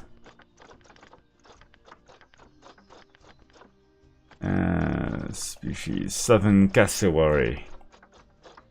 Sure. There are lots and lots of animals. No wonder we're lagging in the game here. And it's no wonder that... yeah, we got the achievement there. Okay, so it's still in transit. Okay, right. Mabukura is still in transit. Okay, I figured it must be going to that one there. Okay, so the foxes still apparently busy maturing, or have they now matured? Still a juvenile. Is he still an adult? That is, oh, so cute. Look at that. Oh, wow. And there we go. That is now an adult. So now, released into the wild you shall be.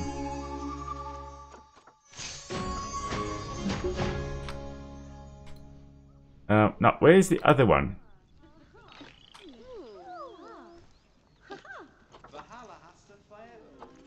Animals, which one is the younger one? That one shall also release to the wild. Into the wild. There we go. Right, so not threatened. So not a threatened species, but it is quite an awesome little creature.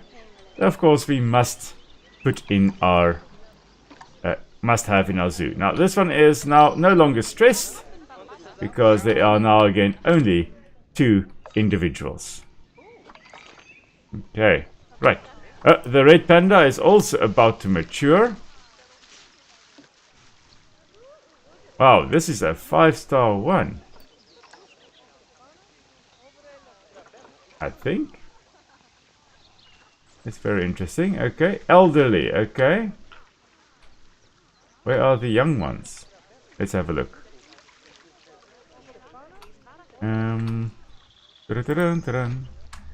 Animals. 2 elderly. Wait, was that alert to tell me she's going to die?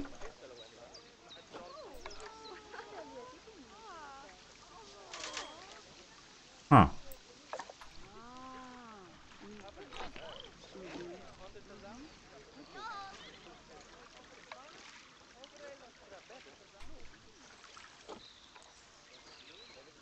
Why is there not enough climbing space available?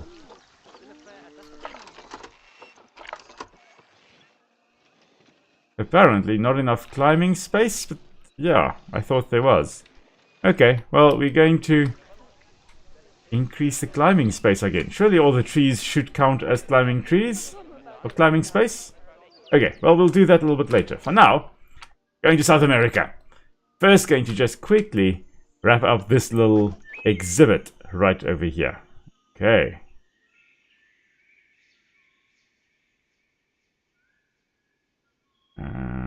Let's have a look here.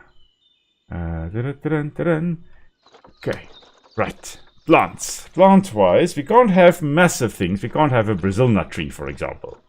But we can... yeah, giant rhubarb. Yeah, that could work. This one is a smaller one. Let's have that over here. I have a little tree trunk sticking straight through the leaf over there. Actually, let's... oh, come on. I just don't want the giant... okay, fine. I'll move the giant rhubarb tree. or rhubarb plant. We'll move him over there. Right. Nature. Banana palm. Just because. And we'll have this little guy a little bit closer. Random rotation like that. Bromeliads. Bring that to the surface. Make it look semi-structured. Oh, wondering why on earth none of these bromeliads are flowering. Because man, oh man, I love bromeliad flowers. Let's have a look here. Elephant's ear, yeah, that always looks nice. I like elephant's ear. I'm a Doombi. It's too big. But I think if we can have some lobster claws in here as well, it's going to look quite nice.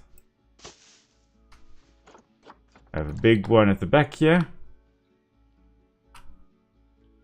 There. And then just the Scaviola bush, I think the smaller one. Just like this to give a bit of greenery.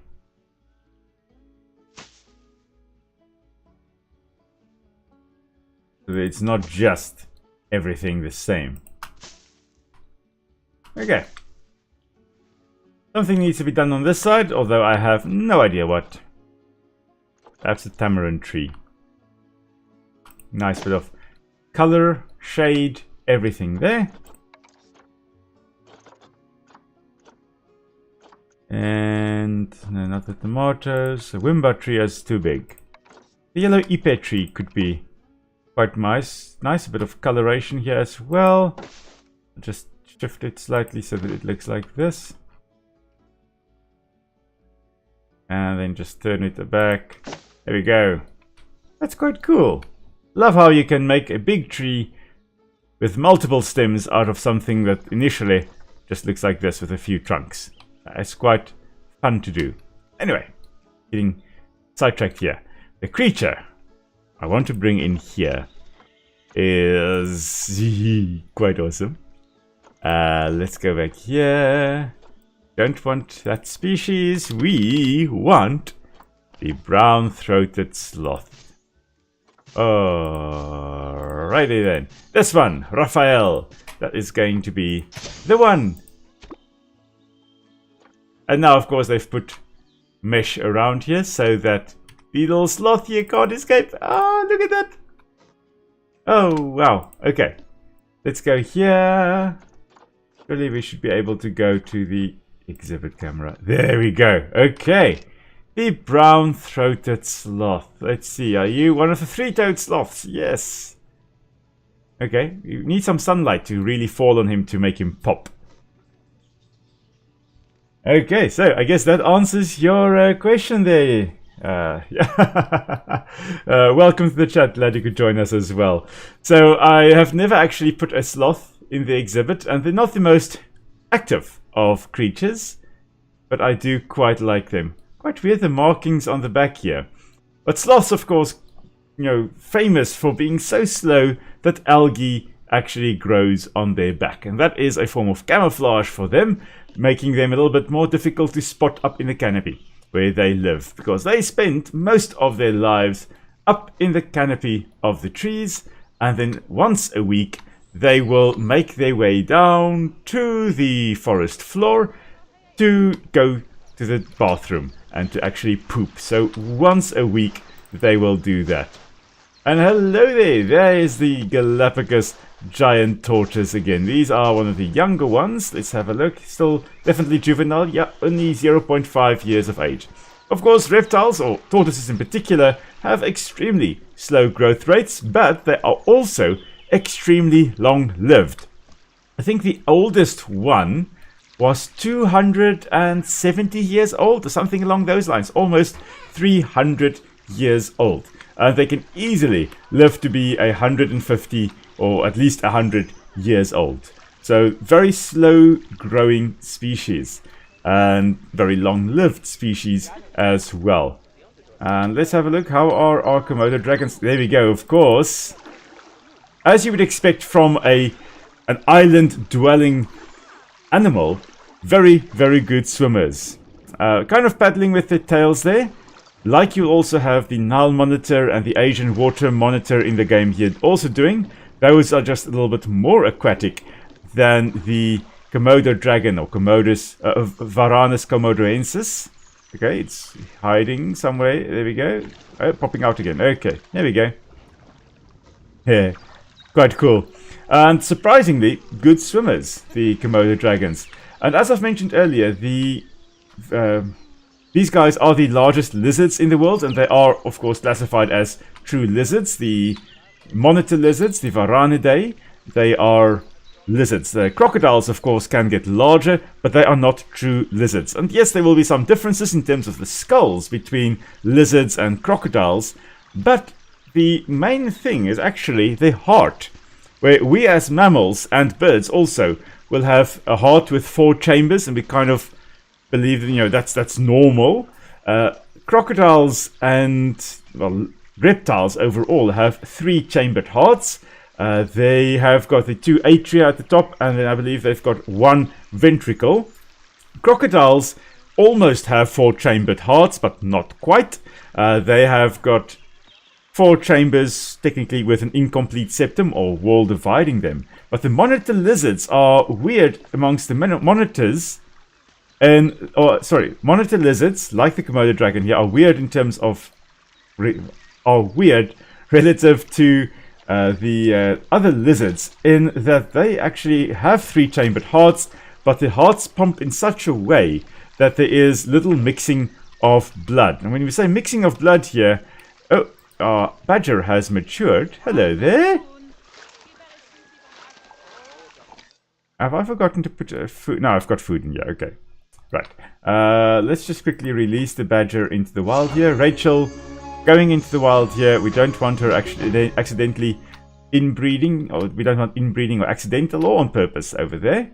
Oh, before I also forget, I do need to check before I talk about Komodo dragons and mixing of blood and stuff like that. Let's just check up. Come on, where is our animal? Where's our cassowary?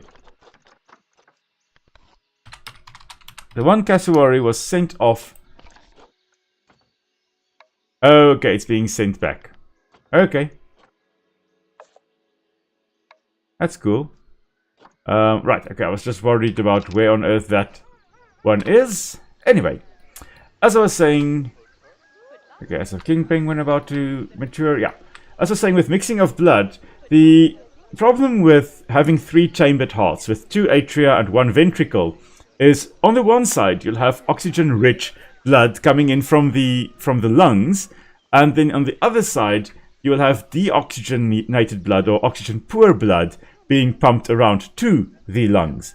If you have 2 atria and 2 ventricles, like we have as humans, the oxygenated blood stay on the one side of the heart, and the deoxygenated blood will stay on the other side of the heart. There's no mixing of oxygen-rich and oxygen-poor blood. But with 3 heart chambers, 2 atria and 1 ventricle, what you'll have is that there in the 1 ventricle, there can be mixing of blood, of the oxygen-rich and oxygen-poor blood, making it a less effective method of pumping blood around. But the monitor lizards, like the Komodo dragons here, will have reduced mixing of blood due to the way that the hearts actually pump. Not really completely keeping the oxygen-rich and oxygen-poor blood apart, but reducing the mixing that does occur there. And what that means is that, unlike most lizards, they actually have better stamina. They can run for longer. And that helps the Komodo dragons, because they will travel long distances after food, the prey animals that they have envenomated. As I've mentioned earlier, now where on earth are our Komodo dragons? There are very few plants on this in this exhibit, and yet I have difficulty finding them. There we go. Let's put the light on here. There we go. So when you look at documentaries with the Komodo dragons, you'll obviously see the mouth, at the mouths you'll see the saliva hanging down or dripping down from the mouth there. And for a long period of time it was believed that the saliva there actually contains a lot of bacteria. Yes, it does, as with all, saliva. And it was believed that that is what kills the prey animals that they are going after. So Komodo dragons, on Komodo at least now, will hunt water buffalo, which were introduced by humans. It's not native to the island. But previously, they may even have hunted some stegodonts, which were smaller elephant-like creatures. That's probably what these guys were hunting back in the day, before those little elephants went extinct quite a few 100,000 years ago. But nowadays, hunting the water buffalo, and they will ambush them, bite them, and then inject them with venom. So, oh, something's wrong with your tongue, little one. The tongue is sticking out on the side of its head. Shame. Anyway, so what was previously believed to be, previously people believed that they actually injected bacteria into the blood of the animals, of the prey animals, and that then resulted in them dying eventually. Nowadays, we know that it's apparently a mixture of the weird-ass tongue that is sticking out the side of the head here, and the fact that the Komodo dragon is a true venomous animal. They actually do have venom, but they don't have venom that's injected via fangs, as we have with snakes. Because snakes will have little hollow teeth, fangs, which will inject the venom into the blood of the animal. Komodo dragons here will have venom being secreted in glands along the gums of the mouth, and it's actually injected as they bite into the prey animal. The muscles in the gum, basically squeezes the venom, and the venom then flows along the fangs or along the teeth of the Komodo dragon and is then injected. I suspect these two are now finally mating, and I suspect our female is probably going to have babies coming at some point as well, or maybe not. Anyway, so not quite as sophisticated a venom delivery mechanism as you have with snakes, but it works nonetheless. And it seems that a lot of Varanidae, a lot of the relatives of the Komodo dragon, the monitor lizards, may actually have the ability to produce and inject venom into their prey. But only the Komodo dragon's venom is dangerous to us as humans. So, yeah, best is to give these guys a wide berth so you are not bitten by them and then, accidentally die as a result of that. Okay, so that is our Komodo, or those are our Komodo dragons. We've got our Galapagos tortoises over here. We've got our brown-throated sloth. Where are you? Oh, you're making your way across. Okay, there we go. Let's go into the exhibit camera. Very nice view of the backside of the sloth there. And as you can see here, an extremely slow-moving animal. Oh. Now, of course, they have to move slowly because they are feeding on leaves, which are very, very low in nutritional value. So, by eating the leaves here, they don't get a lot of energy from their food, which means they can't be fast moving. They need to conserve energy as much as possible. Now, why on earth they then decide, because living up in the trees, in the canopy of the trees, why on earth they then decide that they've got to go down, all the way down to the tree or base of the tree to use a latrine site to poop is still a bit of a mystery, although it has been solved a little bit more in recent years. So with the sloth here, as I've mentioned, they are slow moving, that algae grow on them. But their slow speed is only half the reason why they actually have got algae growing on them. The other part of the answer there, of the reason, is that they also have got moths living in their coats. So there where they occur, there are certain species of moths that live only around or on these guys here. And they will need to actually congregate around the poop piles of the sloth in order to find partners and to mate and to lay their eggs and do all kinds of things. So, wait, who's going to have? The fennec fox is about to have more babies. Okay. So the sloths there, they've got the caterpillars of the moths living in their coat. Of course, those caterpillars will poop as well. The poop then fertilizes the algae in the fur of the sloth. The algae camouflages the sloth, and yeah, all kinds of funny things. But yeah, so it seems that the reason they are green in color is partly because they're moving slowly, and partly because there are moths living in them, pooping out, fertilizing the algae, causing the algae to grow very quickly and very well on the fur of the sloth. Now, they need to be camouflaged because they will be eaten by things like harpy eagles. And there's our first little pup. Oh, another little pup. Hello, little baby. He's your cutie. And there's a little sibling for you. Bye. Off it goes. Oh, they're such adorable little creatures. I should be putting in donation boxes here. But Yara, the platypus, is also about to mature. So we need to make sure that we actually release this one into the wild as well. 2.2 years of age. Yo. Really an awesome, weird creature from Australia. I really would have loved if the Tasmanian devil were also in the game here. That way we could have a breeding program with them to try and conserve them as well, because they are really becoming threatened. But the platypus here is an awesome Australian creature to also have. And this, I forgot to check now, but this appears to be a female. No, it's a male. What? How could I miss the spurs? Where are the spurs? The spurs are supposed to be on the hind feet. Maybe it's because it is still a juvenile. But the spurs only really develop, the venomous spurs, the spurs that will inject venom, may only develop, then it seems, when they are adults. That is very interesting. Still a weird creature. And when on earth are you going to... There we go, finally became an adult. Let's now see. Does the male now have spurs present? Does not seem to be the case. There we go, okay, now it does. Okay, there are some spurs on the side there. Okay. Let us take this one, release the animal into the wild. Yes, thank you. And let's see, what else do we, yeah, there we go. We've got Warata. Ah, Warata. That is a species of Proteaceae, so family of the Grevillea that we have in here. The silky oak tree. There is a species in the Proteaceae family that's known as the Warata. And that is where this platypus gets its name from, this female over here.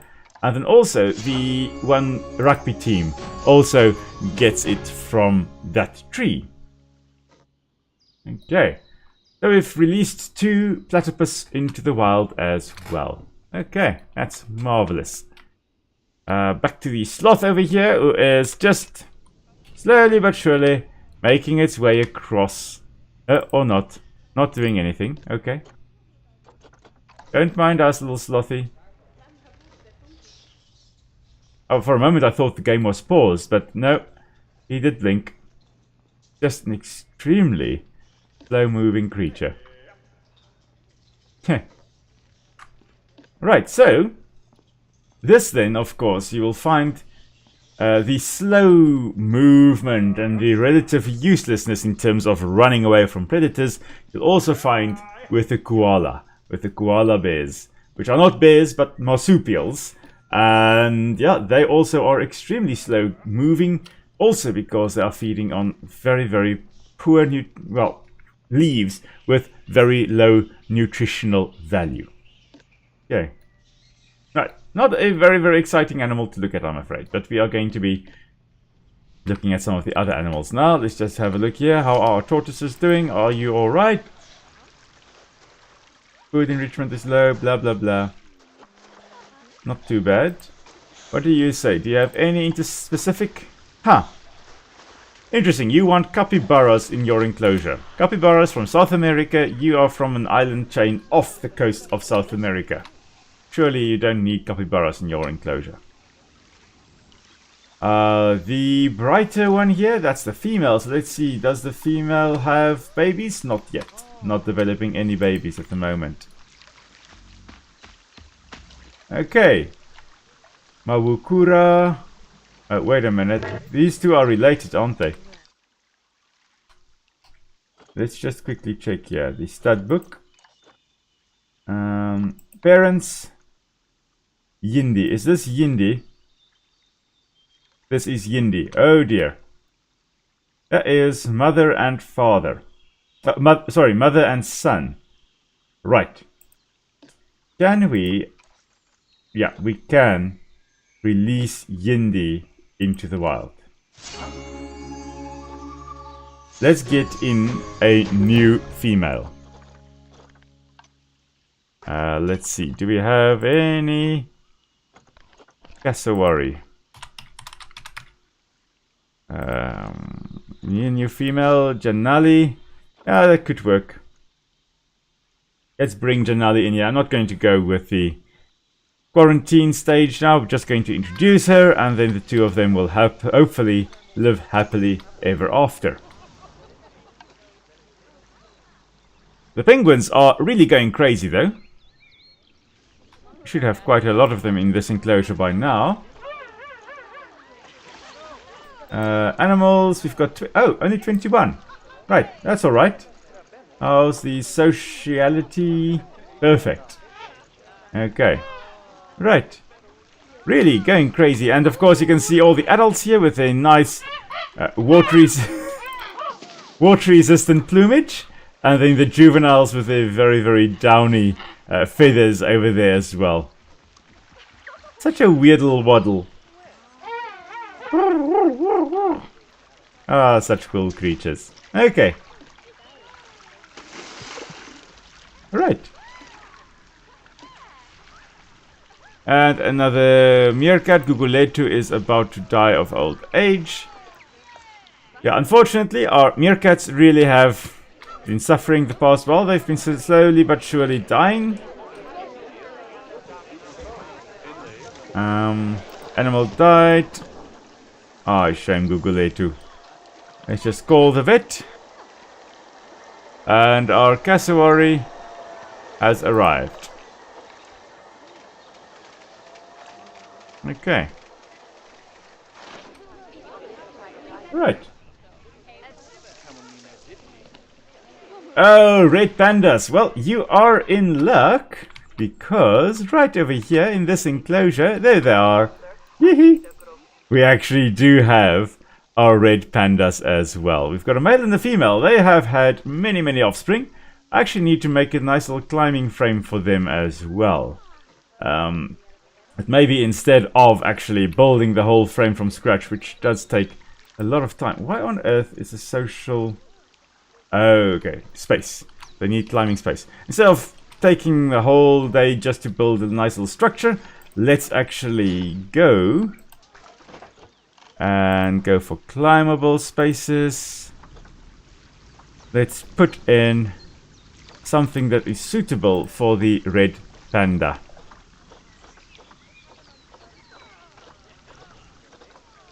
Red panda. Let's go. Oh, this could work. Nice little structure. Now, that should make them all very happy, or both of them very happy. They should now have enough space. Yeah, space is now perfect. Alright. Now, just to juice this up a little bit more, make it look nice, they can have a lot of plant coverage. So we are going to just put in... continent, Asia, biome. I think they can go for taiga and temperate as well. Let's just double check. Temperate and taiga. Okay, they don't want tropical. Okay, taiga and temperate. We're going to put in some bamboo, I think. Because these little guys will be feeding on bamboo, it seems as well. Right, we'll put in some Bengal bamboo over here. Hello, Cinnamon. Hello. Oh, and of course, whenever the kitties arrive, we have to show them off to the world. Even if they are very unhappy about being on camera. Shame. Oh, Cinnamon. Accidentally put her on the table next to me and then did not put her on the table next to me. She just kind of dropped down onto the ground. Hey, Cinnamon. Oh, no, she's alright. She's happy. She gets something to eat and we're all a little bit happy now. Right. Let's have a look here. Oh, the European badgers are again going to mate. So, one of the most arboreal species in their habitat, spending most of their time, I believe, up in the trees. Perfectly adapted, strong claws, strong feet, sharp claws to also hold onto the trees so they don't accidentally fall off. And surprisingly agile up there as well. Ah, such a beautiful creature. I can understand why this is your favorite. You and Hans, you guys love the red pandas. My favorite will be the fennec fox. Of all the creatures we have in our exhibits here, or in our habitats, I think the fennec is my favorite, at least at the moment. I'm quite happy with the way you can make the sloth exhibit. Oh, there we go, finally. It's moved over to the tamarind tree over here. It's just kind of chilling over there. That's quite cool. Okay. Not a lot of action happening in this part of the zoo. It is a little bit spaced out too much, and I don't have the time I need to actually make it all nice. But for now, before I do the guided tour, of course, I will make it all nice as well. Okay. And it's raining and people are unhappy about all that, so yeah. Right, let's have a look here. Trying to think what else we can do. Let's just have a look here at our fennecs. Everything's still good here. Oh. Right. So with the fennec foxes, of course, as I've mentioned earlier, with the giant ears. Now, where are you? Are you hiding over here as well? Yeah, there we go. There's one. With their giant ears, that of course is to lose heat. Otherwise, they may overheat in the desert environment that they live in. And a lot of desert organisms will have these massive ears. Even things like gerbils, rodents, and stuff like that will have these big ears to re-radiate heat back into the atmosphere and keep cool. Now, the problem then, of course, is that if it is winter, you potentially are going to re-radiate too much heat back into the atmosphere and you are going to be too cold to do anything else. So, yeah, then you need a lot of food to actually maintain your body temperature, to maintain your metabolism. Oh, look at that. Maintain your metabolism in order to actually stay alive. So a lot of desert animals will at the same time also have a thick fur and be nocturnal, so that they don't really have to worry about overheating, but then if they have to be out during the daytime, they also have these big ears that can help them stay cool. Oh, you were running to come and drink water. Is that what's happening here? Oh, cuteness. Look at that little guy. That's so cute. Man, I love these ones. I love the fact that they are also in the game. And the badgers, of course, the badgers should be running around. This one, the mother, is now in the burrow. Here comes the male as well. About to have babies, so there should be some baby badgers running around here soon as well.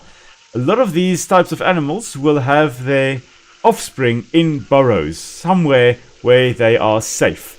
And that is a random difference between rabbits and hares as well. With rabbits having their babies in burrows like these, in their warrens, or so-called warrens, they're basically colony of burrows, and hares having their babies just out in the field, in the middle of nowhere, just a little scrape in the ground, and plop, there is a little baby being born. Babies that are born in burrows like these can often be what we call altricial, which means that they are defenseless when they are born. Whereas babies that are born out in the open, think for example most antelope species, their babies are born, oh, there's a cute little baby. Ah, nice little family. Do we have one baby or do we have two? We've got two. Two little babies. Oh man. I would love to see a badger like these one day. Anyway, as I was saying, babies that are born out in the open will be what we call precocial, which is when babies are able to walk and run around shortly after birth and fend for themselves shortly after birth. With hares, babies are precocial, able to run around and look after themselves, soon after being born, whereas with rabbits, they are altricial, meaning that they are defenseless and need to be taken care of in the warren. where it's nice and warm and safe for them. Okay. Right. This exhibit... Oh, that's the red panda exhibit. I was just wondering what exhibit do we have here. Okay. I'm looking for the caimans. Caimans are over here. Somewhere. Where are the Cuvier's dwarf caimans? There we go. It's one of the whole lot of them here. Oh. What a cool little crocodilian. Now, one of the, well, as I've mentioned before, the smallest of all the crocodilians alive today. Now, previously, they were actually tree-dwelling crocodilians, or likely tree-dwelling crocodilians, but they come from the islands, the Oceanian area north of Australia. I believe they come from New Caledonia, to be precise. But they were adapted for life up in the trees. But you can't have a big crocodile fulfilling that niche. Smaller crocodiles that were smaller even than the Cuvier's dwarf caiman here, they could fill those niches. But even Cuvier's dwarf caiman, not really adapted for life up in the trees. Additionally, where these guys occur, you also have got things like green iguanas, which are, of course, arboreal or tree-living reptiles. So these little crocodiles, these little caimans, would be outcompeted by those tree-dwelling iguanas. Same niche, outcompeted in that case. Anyway, I'm rambling a bit here. Honestly, I have got no idea what I want to do next. I could flesh out the visitors area and stuff like that, but that feels like it's more something to do off screen. Right, so those of you who are currently watching the stream, what animal would you like to see me put in as the last animal in the zoo here? So, any suggestions from you guys for the last animal to put in the zoo? While you're thinking and while you're typing and debating which ones to put in, let's just quickly put in a little bit of nature in here for these little guys. We are going with not Asia, we are going with North America. Right. North America. Let's put in some azaleas, that's always pretty. We could just put it like that. And then, no, it's too big. Arrowwood bush, oh that's too big, that one. We'll go for the smaller one. Like that. Right. Buffalo grass, no, that's boring. We'll put a big Californian redwood tree in here. Buffalo grass, no, I need flowers. I need flowers, as many flowers as we possibly can.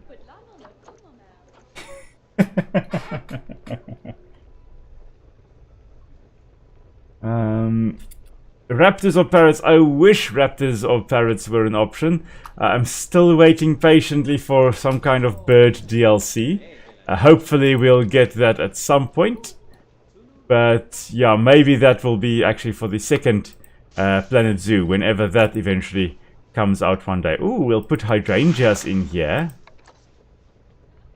That was my wife's father's favorite flowers, I believe. So we put in some hydrangeas in his memory.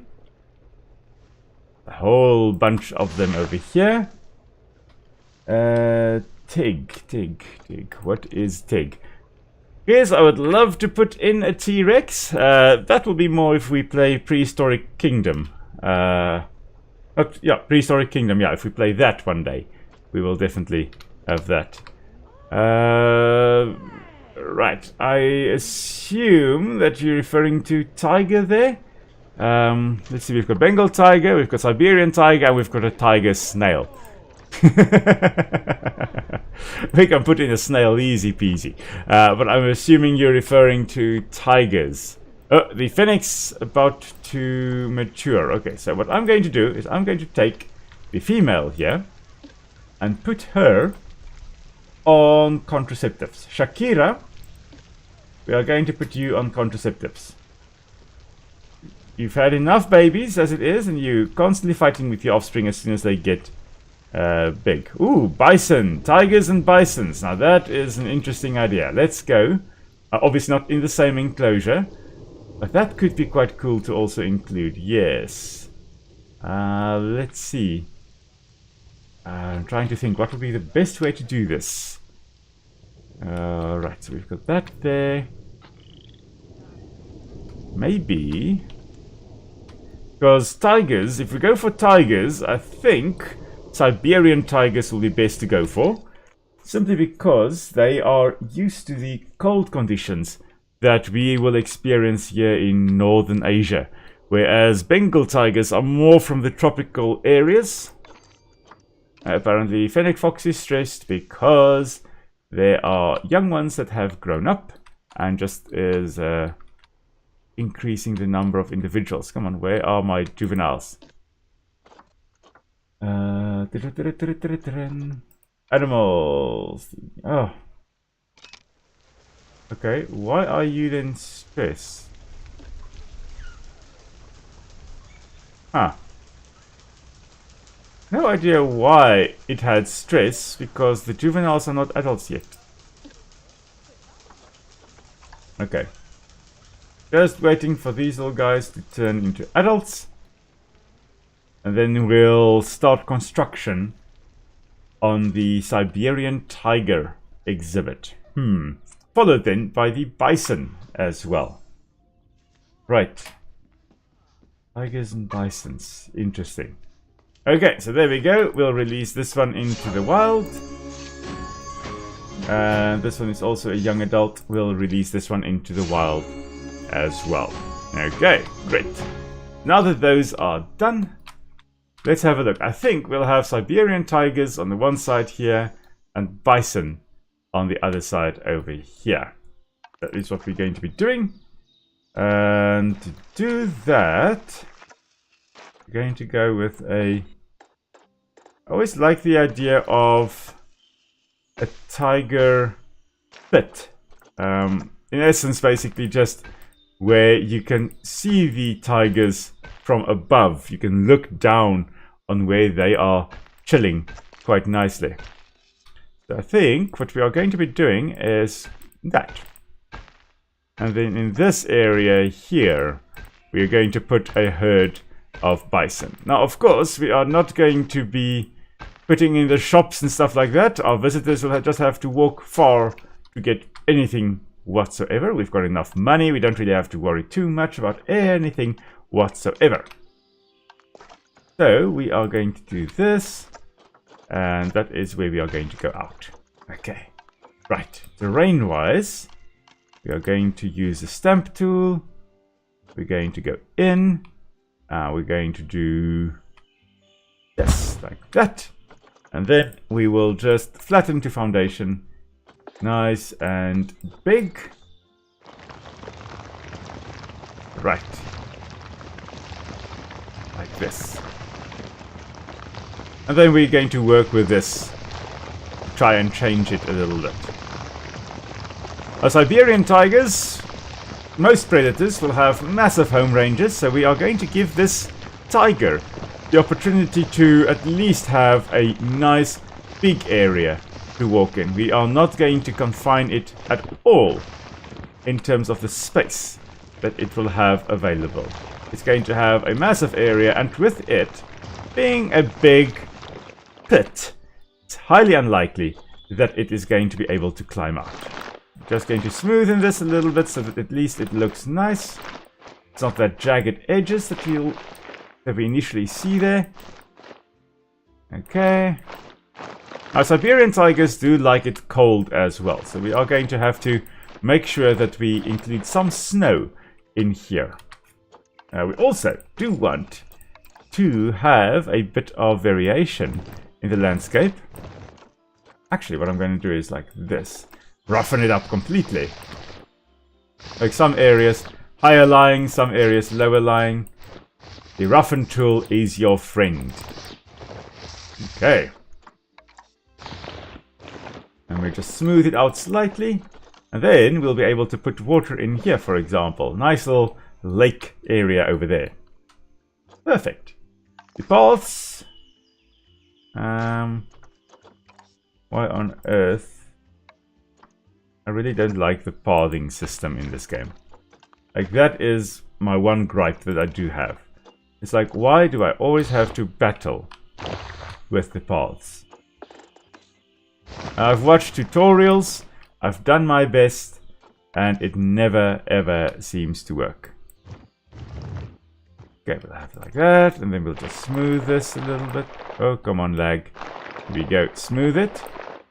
And I think what I'm going to be doing... I thought we had that little section. Anyway.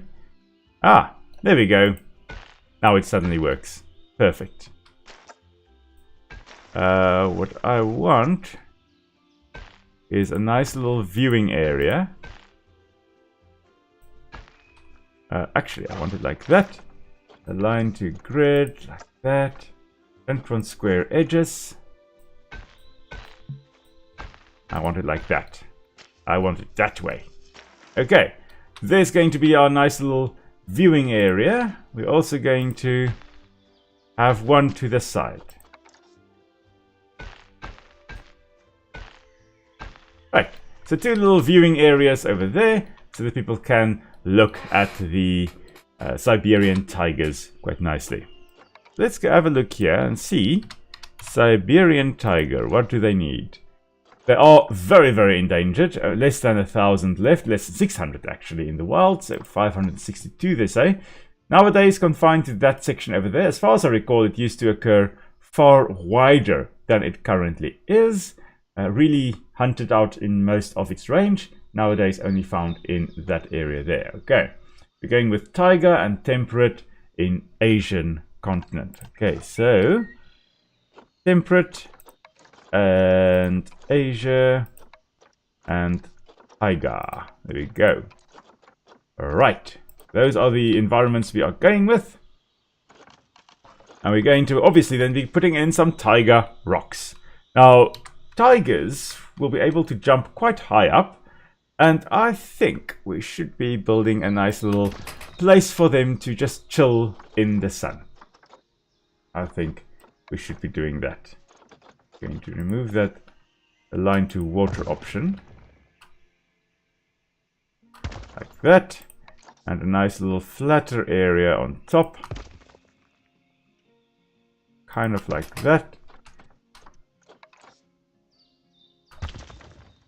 Ah, nice little basking area for them to climb on.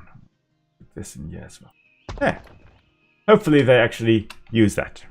In terms of plants, the Siberian tiger will be... I always imagine them in conifer forests, so they will be in pine forest environments. Now, we don't want to obscure the view of our guests too much, so we're going to put the larger plants a little bit more in the back here.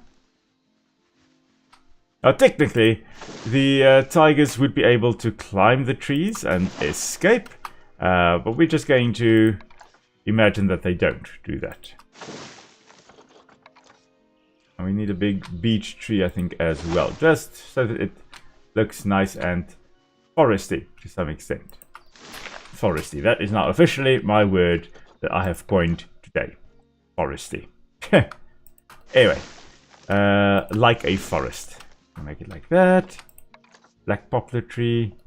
Just a few more trees, I think, around here. Just underneath, not poking through the pathways there, but just to hide some of the supports. And at the same time, give some foliage as well.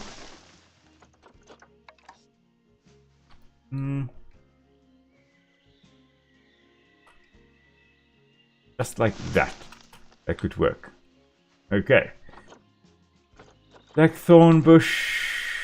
I think that should grow around the rock. I think we need another rock. I think we should have a big rock. Let's go for... Oh, that's not a big rock. That's not a big rock either. Come on, where are my big rocks? There we go.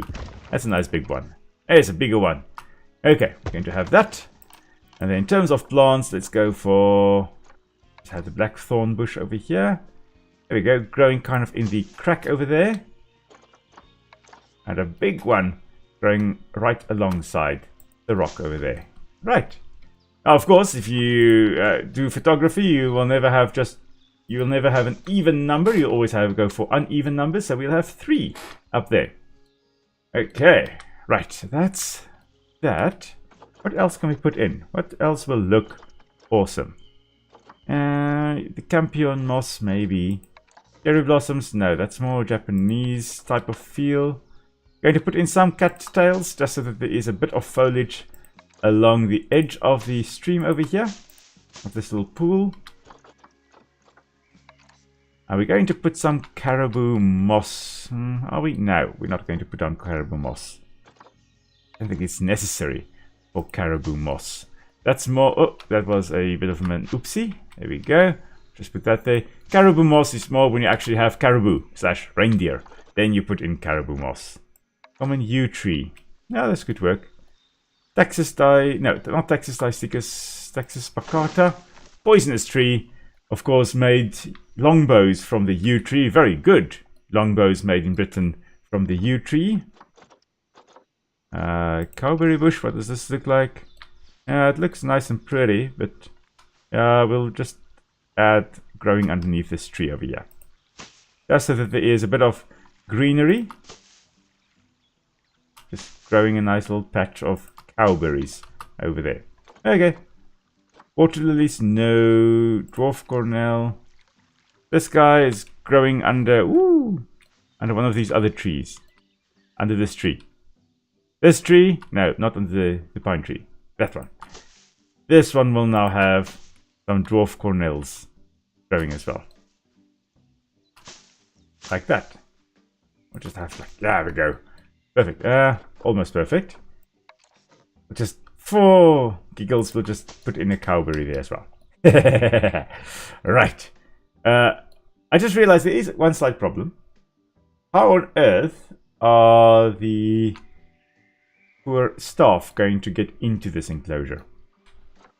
That is going to be a slight problem. So, we're going to address that by putting in an enclosure entrance on this side. That is how we are going to address that. And we're going to use the ramp option. Now, I always need to check which way around the ramp needs to go.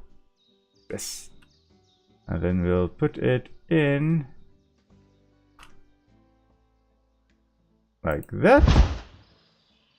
No. Even more.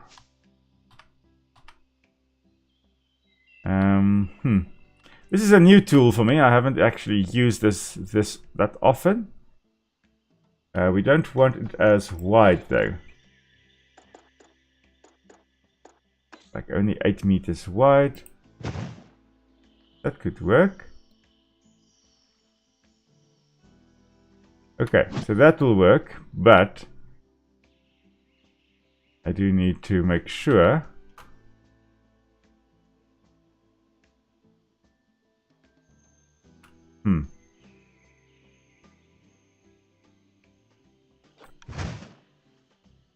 No. We're just going to move it down like that, I think. No, perhaps a little bit down. Still. There we go. Well, maybe just a little bit more. Okay, and then we'll just move it up.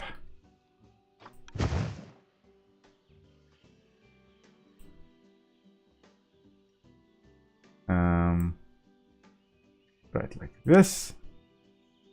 Oh dear, okay, there we go, okay. The controls are finicky as well sometimes. Okay, let's move this up. And we'll have it, I think, like this. Yeah. Okay, so now if we just quickly push down that, there we go. And now this means that we should have a relatively nice slope.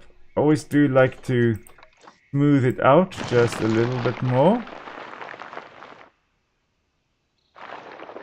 And then we'll have the exhibit gate over here. Like there. And we'll have the path for the poor staff members that have to come down here.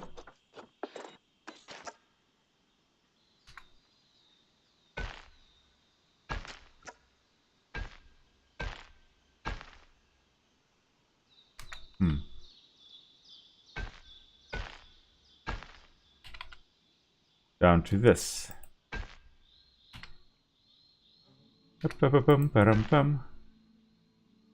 No. Then to this side. There we go.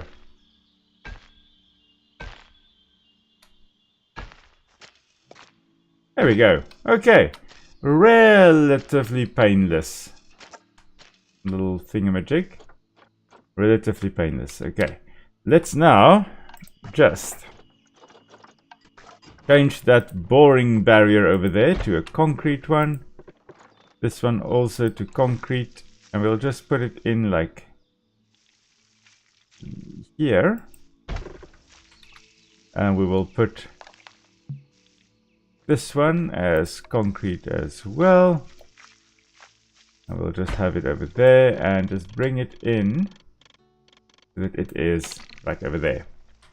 Okay, now I think hopefully we can actually pull this over to some extent. Here we go. Okay, pulling it over to try and hide this unsightly wall over here. But of course, we do need to put a null barrier up here so that we know when the tiger has escaped. And so that this actually counts as an enclosure.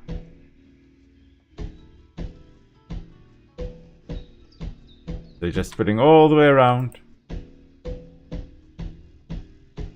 Of all the tiger subspecies, the Siberian tiger is the only one that really, nowadays at least, still occurs in very snowy environments, or can occur in very snowy environments. The majority of the subspecies, Bengal tiger, South Chinese tiger, or Indo-Chinese tiger, I believe as well, they're all from tropical, more tropical areas, including things like the Javan tiger and the Caspian tiger and Bali tiger, which are extinct as well. So, and Sumatran tiger also. So a lot of them are more from the, or were more from the tropical areas. Okay, we can now actually go like this and make this a bit more of a tunnel. There we go. I like having tunnels so that it's not quite as visible to tourists. That look, there are people walking there to go feed the tigers. Ooh. Hide it. We don't want people knowing that the tigers must be fed occasionally. I like talking nonsense. It's like my fourth language. Right. This is a nice little tunnel, I think, now.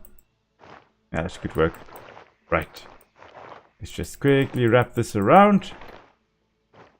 That looks, yeah, quite bad, like a gorilla, so we're just going to push down the head here. Okay, not look quite as suggestive. And we'll hide all this with shrubbery and trees and stuff. But we do now have an exhibit. We've got a habit. Have we got it? Multiple habitat gates. Where are the other gates?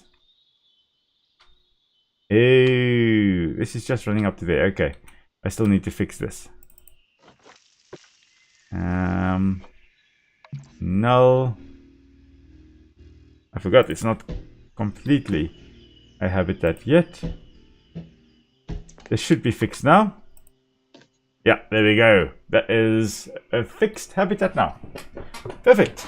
Okay, so let's go for something that at least resembles the habitats that you would find the Siberian tigers in. Let's start with rocks. Boring, yes, but at least it is a relatively clean slate to start with. It gives you a nice little background when you paint. I enjoy using rocks. I also just go for the smooth occasionally, just to make it a little bit heterogeneous, so that it's not completely the same throughout, not as homogeneous. Okay, And then we'll go smaller, finer, and go more for the soil. And that we will do here with the trees. Under the trees, the soil here, to me at least, always will have less than 100%. Let's go for 60%. The soil always mimics leaves that have fallen on the ground, like pine needles and leaves decomposing, kind of increasing the organic matter in the soil. Looks nice, creates a bit of variation as well, so it's not just rocks all the way. So we'll have some there, we'll have some here as well. Right. At least a bit of variation. Okay, now, what we'll also need would then be some lighter soil, just because we can. In between all of this. Now it's just the paint job that needs to be done. We're going to have some sand that's settled out here by the little stream. It's going to mimic that. This actually makes me want to play Prehistoric Kingdom as well, where you can have a T-Rex here. You can then have a nice little T-Rex running around the park. Of course, in Jurassic World Evolution you can also have that. I love the more scientific accuracy that you'll find in Prehistoric Kingdom, even though their T-Rexes do not have lips. Which technically I think T-Rex probably had a bit of lips. Weird to imagine, but yes. Okay, let's put some sand down here. I don't know why I've got that up there still. There we go. Some sand in here. And then just a little bit of finer sand as well. Just there where it's settled out. A sandy bottom over here. Go. And then lastly, what we're going to need, obviously some grasses as well. We're just going for a light covering. Just so that there is a bit of color as well all along here. Just so that it's not a worn out, boring, dull, grey, brown environment. Some areas of course would have darker patches. Some would have taller grasses. But we are just going for a light, short grass covering. But if you just look at it, like there's a nice little creeping grass carrying on over here. And that is going to be fine. More than fine. Okay, then in terms of the habitat, let's just have a look here. We don't need red pandas things anymore. We need Siberian tiger. So we're going all the way down to S. Okay, so let's have a look. S, Siberian tiger. And we are going... Oh, they also need a climbable area. Of course they do, because they're tigers. Tigers love climbing. Oh, this actually works better than just a boring old basking spot. You know what? We're going to put this in. Yeah, there we go. And now we can just add a rock or so here. We'll get back to all this in a moment, but let's just add a rock so that it looks nice in the front here. There we go. That could work. Brilliant. And just so that it's not completely the same as everybody else's. There we go. There's another rock over there. Those are our two rocks. Our special rocks. Right. Habitat. That's what we are busy with. Food and water. Going to go for the large food tray, and we're just going to put that right down here. Yeah, that's going to be nice and good. Bed and shelter. Technically, this all counts as shelter under the paths here, I believe, would count as hard shelter. So we're not going to put anything like that at the moment. Enrichment-wise...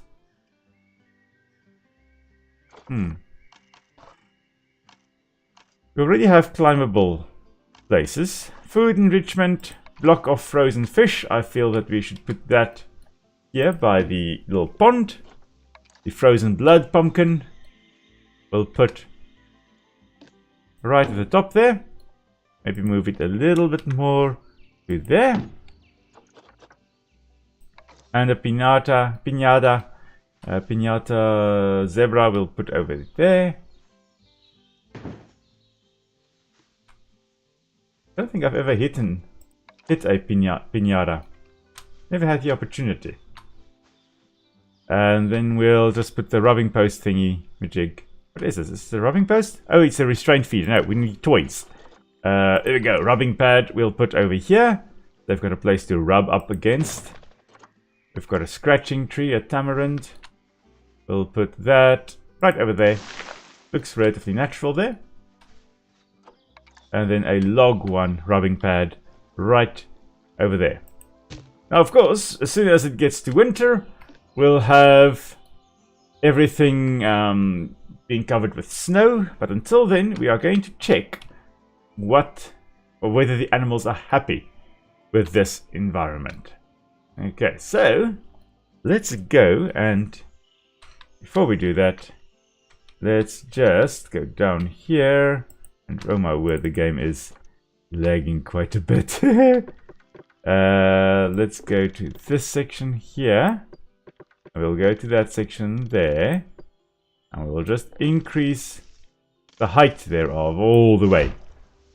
Just so there's no way that the tigers are escaping. We'll block that off eventually with rocks, make it look nice. For now, just do not want the tigers escaping. Now, what we do also need, one last thing for this and the next habitat, will be the water filtration. So, facilities. Which way are the control panels? That way, okay. Right. I think, looking at it like that, it should work. Yeah, I think that should work. So, paths. This boring old staff path. Right.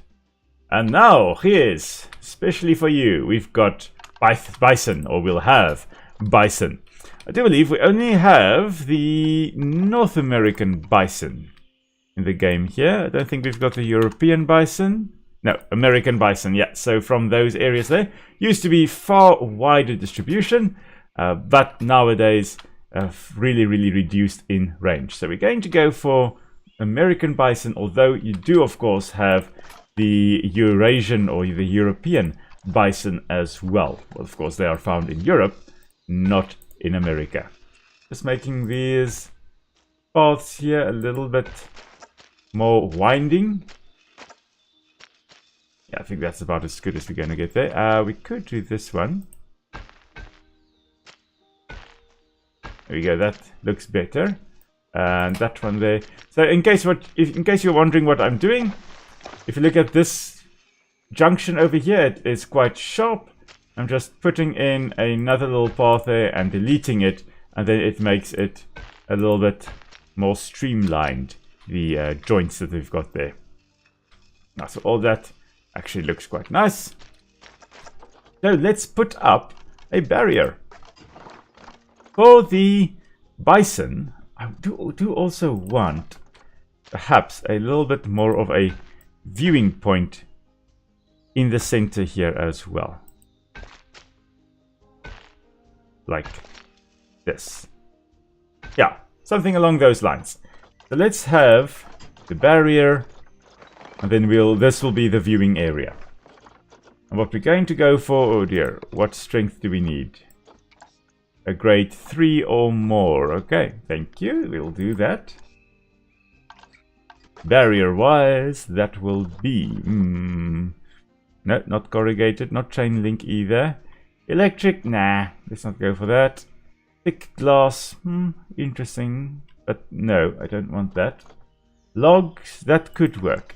Like, it will look nicer than having a stupid other one. Stupid brick wall. I don't like the brick walls. Like, they're really stupid, in my opinion. There are some animals for which that aesthetic will work, but the majority of the animals for me, the brick wall aesthetic just does not work. So right, here we go. Just putting in some nice little log walls. Of course, we are going to have to make sure that we can actually put in a whole herd of them. Hopefully the enclosure over here will be large enough. I just remembered we do not have the staff entrance, so we're just going to have to put the habitat gate, I think, over here. Probably. This could work. Yeah. Let's just make that path staff path. Yeah, just like that. Okay. Right. This will still be log. And we will just have it going to here.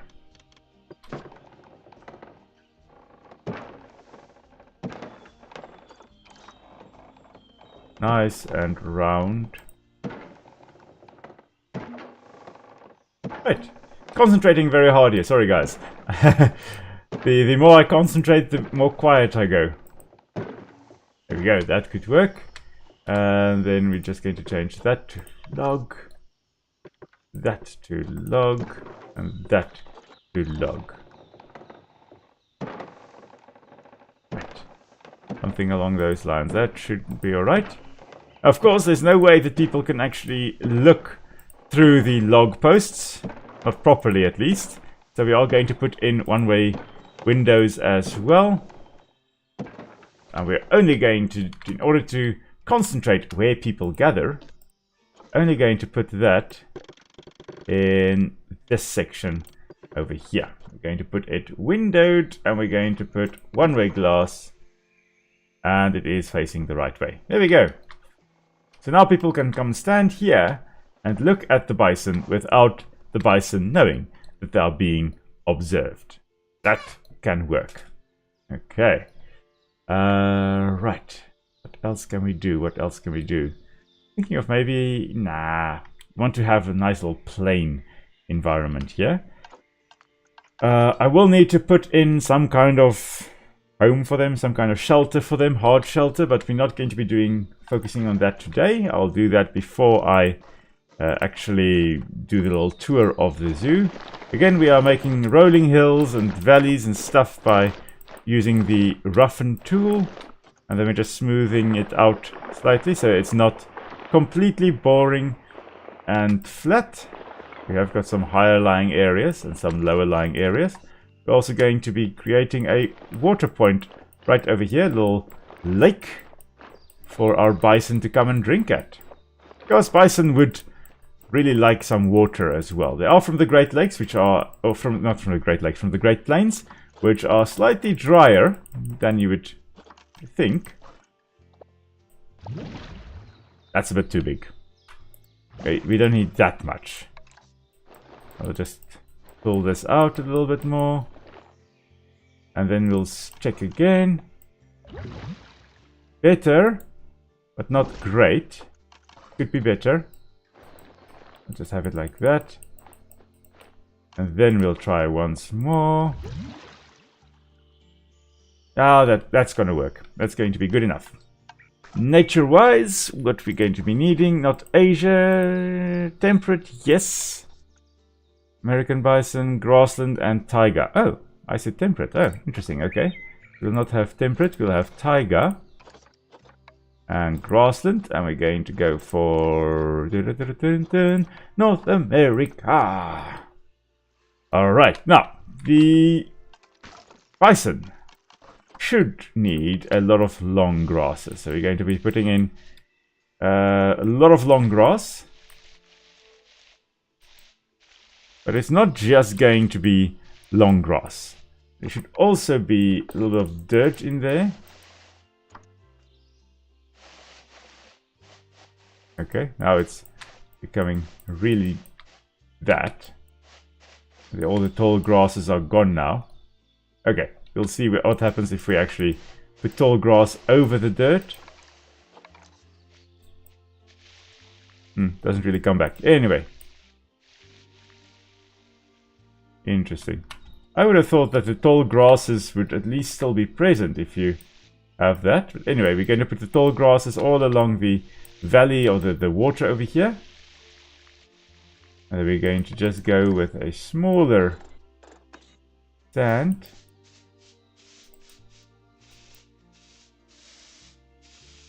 In this environment. Looking quite weird, but oh well, we're going to be working with this. Some heavy soils accumulated here as well. Right. Huh. Then let's have a look at trees. Now, they are from the plains. They are typical plains animals. They wouldn't want a lot of big trees, but we are going to be putting in some... I will put in a big black spruce tree over there. That's going to look nice. A little bit through the fence line there, so we'll just move it a little bit more to that side. Yeah, gonna be nice. Okay, buffalo grass. Now this is going to make it look at least like a plain, but oh my word, you're gonna need so many of it just to make it look like a grassland that my computer is going to crash if I try that. So maybe I should not. I know Phragmites, the common reeds here, would occur in that area. Although I think they may be slightly invasive. In Canada, I know, for example, I think they may be invasive. I remember reading an article when I was doing my 4th year, many years ago, about Phragmites australis being invasive in parts of Antarctica, of Canada. Just as cold, equally cold as far as I'm concerned. Of course, we'll need some shrubberies as well. We are the people who call shrubberies.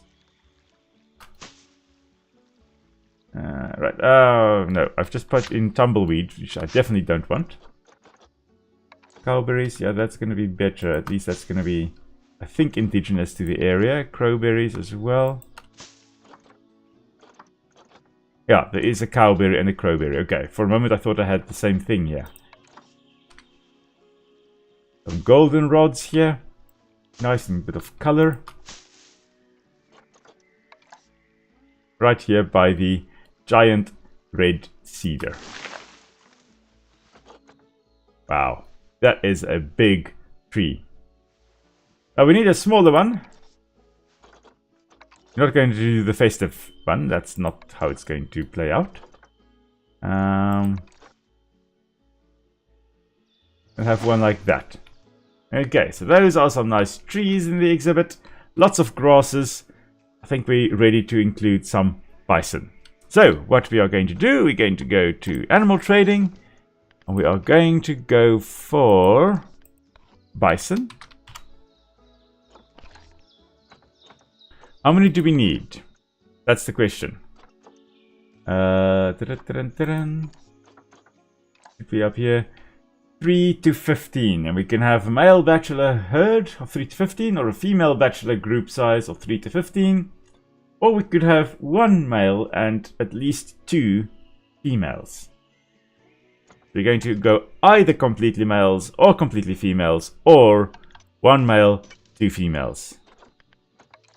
What have we got? 2 males and 1 female. Of course we do. Still 2 males and 2 females. Oh my word. Okay, so there's a goodish male. That's a horrible female. We are going to wait. That's a horrible male still. We're going to wait. We're not going to take Tevin. Tevin is just Kevin spelled wrong. Let's look at some Siberian tigers in the meantime. There are none. Really? Okay. Any for sale like this? Oh my word, okay. 1 male. We'll adopt. We'll take the male, thank you. The others are just way too expensive. There is another male that was more expensive, but that's alright. So, let's go and we'll put... we'll go with the Siberian tiger. We'll put this one into quarantine right over here. And then we'll go with the bison. And we'll put him. We'll send Willoughby into the same quarantine place as the tiger. And then we wait. We wait and wait and wait for some more tigers, oh sorry, bison to appear. Oh dear, one of the habitat cleanliness is a disease risk. Which one is this? This is... Oh, it's the Komodo dragon. It's the water, isn't it? Yeah, the water is horrible. Right. We're going to have to fix that, so I believe. So let us just put the solar panel down here. And along with the solar panel, a water treatment. No, sorry, that was the wrong way around. Yeah, there we go. Paths. This, aligned to grid. That. And then we'll just go for a 4-meter wide little pathway along the outskirts over here. Just to join up right over here. There we go. Right. Now, that should help with the cleanliness disease risk over there. What does the inspector have to say? Oh, inspector has arrived. Okay, cool.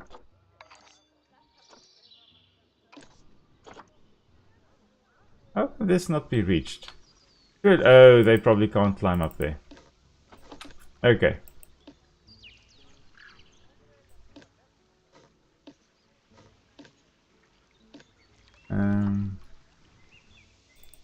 Okay, I'm trying to get to the blood pumpkin. But for some reason, I can't actually get to it. Ah, come on.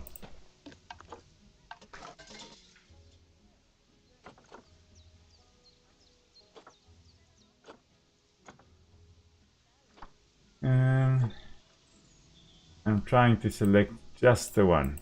Oh man, I had it there. Ah, I had it again. Okay, there we go. Delete. Finally. Okay, that was the one problem. Apparently, this block of frozen fish can also not be reached, which means we will just have to, I guess, plop it down somewhere where they can reach. There we go. Right. And that means we still need the feeding station, the frozen blood pumpkin. We'll put that down there. And that should be alright. Quarantine passed. Right, who is ready to go? Both. Let's just make sure that we only move the tiger into the tiger pit. And we only move Willoughby. There's no real point really in moving Willoughby yet, because we still need either 2 females or another 2 males. We're going to try and get now. We don't want Siberian tigers, we want bison. We want Willoughbys. Ah, okay, no. Oh man. Okay, let's go with cash listings. Another male. We'll adopt. That's fine. We'll send to zoo. We'll send to the quarantine. And then we'll wait. Refresh. Oh, okay. We need 1 more male. And then we are all set. Oh, the Komodo dragons are about to mate. Hello there. I suspect the big one is the female. Yeah, that's the female. The males will be, I guess, slightly smaller than the female. Interesting. Okay. Well, some reptiles at least will have that sexual dimorphism, with females being larger than the males. Things like crocodiles, you'll have it the other way around. Males generally a little bit larger than the females, especially marked in the gharials here. Where, oh my word, there are so many of them here. Oh my word. Wow. Okay. There are, I think, almost too many, but a lot of them are juveniles. There are 36 of them. Holy moly. Okay. A lot of them are juveniles that will hopefully at some point actually grow up. But here we've got a typical male gharial with the gara at the tip there, the well, named after the earthen pot, or the from India, the gara. And then here we have a female lacking the gara and being far smaller than the big old male over there. Interesting. Okay. Let's have a look. How is our tiger feeling? Is he in here? Yes, he is. Okay, so how are you feeling about life? Nutrition is alright, social is good, habitat, yeah, quite alright, okay. Rain-wise, hard shelter, great. Habitat is perfect. Coverage, there are too few plants. My word, I love it. I love it when they say there are too few plants, because it means I can put in a few more. Okay, so we'll need to put in a few more trees here for our tiger, for our Siberian tiger. Whereas our bison over here is probably going to say, well, there are not enough animals with me. Yeah, social group, too few adults. Yeah, we know that. We are going to be addressing that. Habitat-wise, spot on. Ha! Perfect. Okay, well, it doesn't really matter. It's quite an easy one to actually accommodate. As long as it's not entirely snow, they are perfectly fine with it. Oh, that's cool. Right, in terms of coverage, okay, that's fine. There's not too many plants. Just barely not too many plants. All we need is one more bison. One more male bison. That's a female. I don't want the females. I need a male. Let's go remove that cash listing one. Price-wise... Oh, no, that's way too expensive. There's one. Yeah, we're not breeding with him. Let's just send to the quarantine center over here.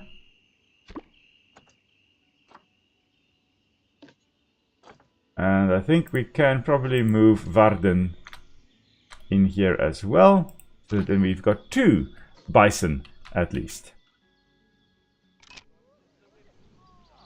And then let's quickly go and put in some more plants for good old Siberian tiger here.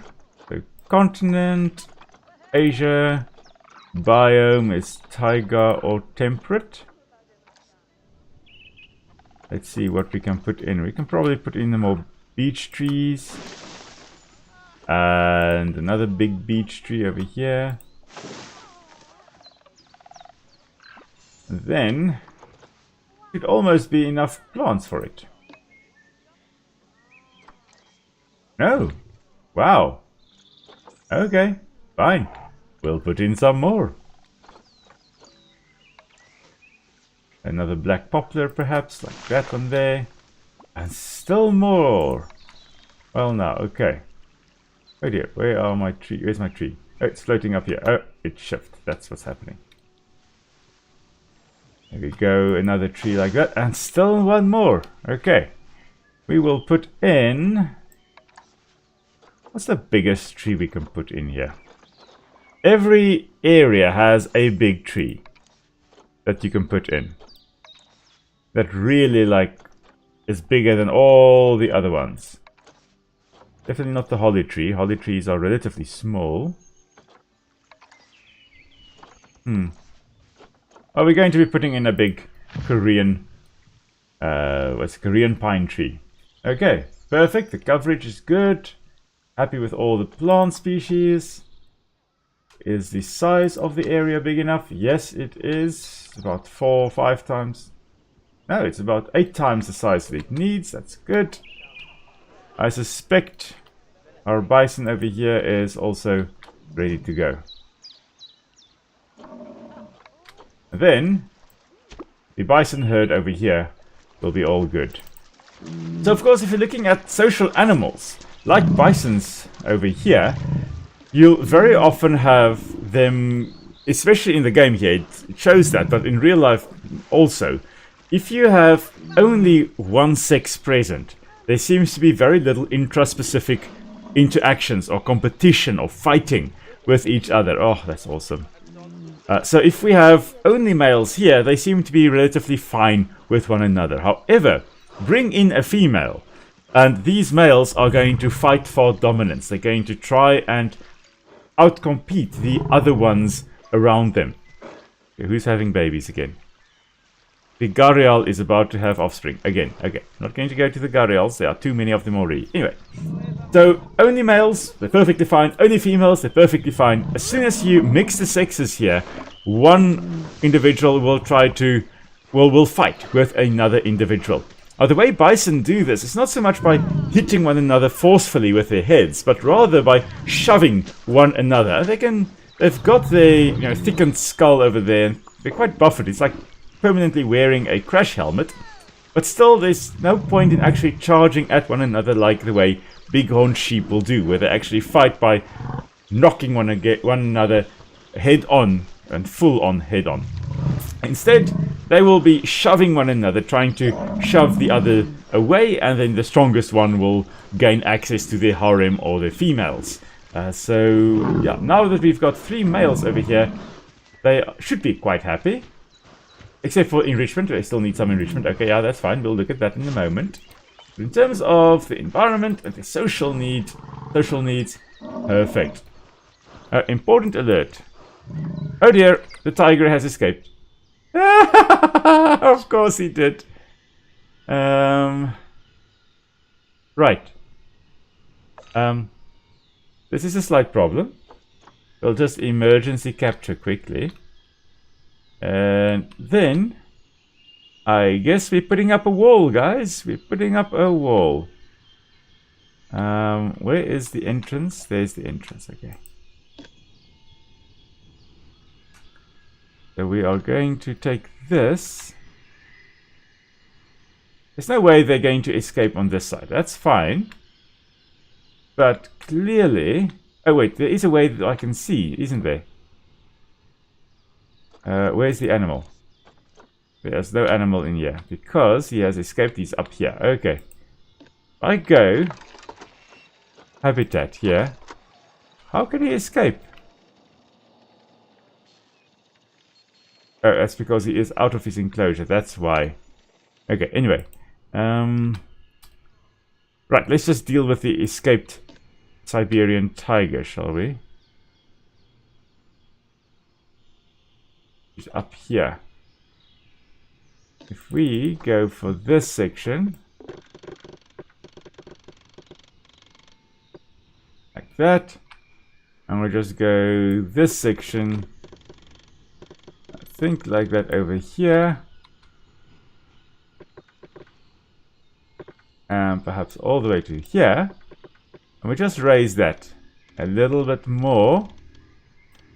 Just trying to think, the Siberian tiger would need quite a big fence. They can jump quite a bit. 3 meters.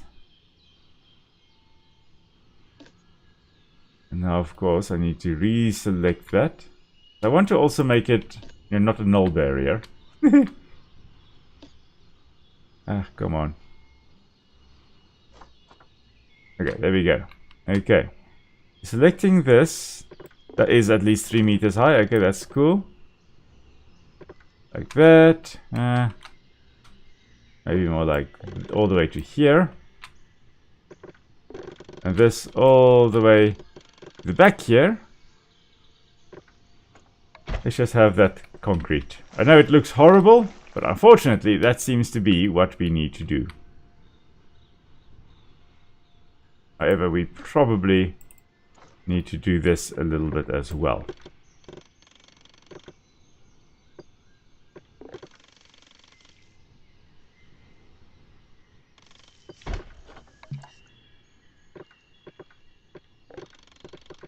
Of course, it can't do this section over here. We'll need to do something else there. If it's needed, we need to do something else there. Okay, that should be alright. We'll see whether the Siberian tiger is able to escape. Oh, well, apparently the box in which it is in is rolling. Unbox animal. Come on. Where are you now? I've got no idea. Let's go and have a look. Oh, here he is again. Back. Hahaha. Yes, you are back in your enclosure. Let's have a look here. Can you escape? Does not appear to be able to. There we go. That was the spot where it got out. Oh my word. Okay. Right. So, we've got some bison over here. We've got Siberian tiger over here. And of course, we've got all the other animals still going strong. And I think, everybody, that is where we are going to finish this zoo. I am going to be carrying on, making a few adjustments, making everything nice and beautiful as well. And I'm going to add a few smaller animals here and there for the official tour that I'm going to be doing through the park as well. So for now, however, I am done with the biggest part of the zoo. It's just tweaking it and getting it ready for the video that will be released on it. So, of course, this coming week, Nick and I will be playing Dinkum as well during the week. That'll be Friday's video. I'm going to be recording tomorrow morning early. I'll be recording Tuesday's little ARC video as well. And then next week, this time, Nick and I will be streaming Dinkum as the two of us will be playing a bit. So, until next time, everybody, thank you for tuning in. Thank you for watching. Stay safe. And I will see you guys later this week. Cheers, everyone.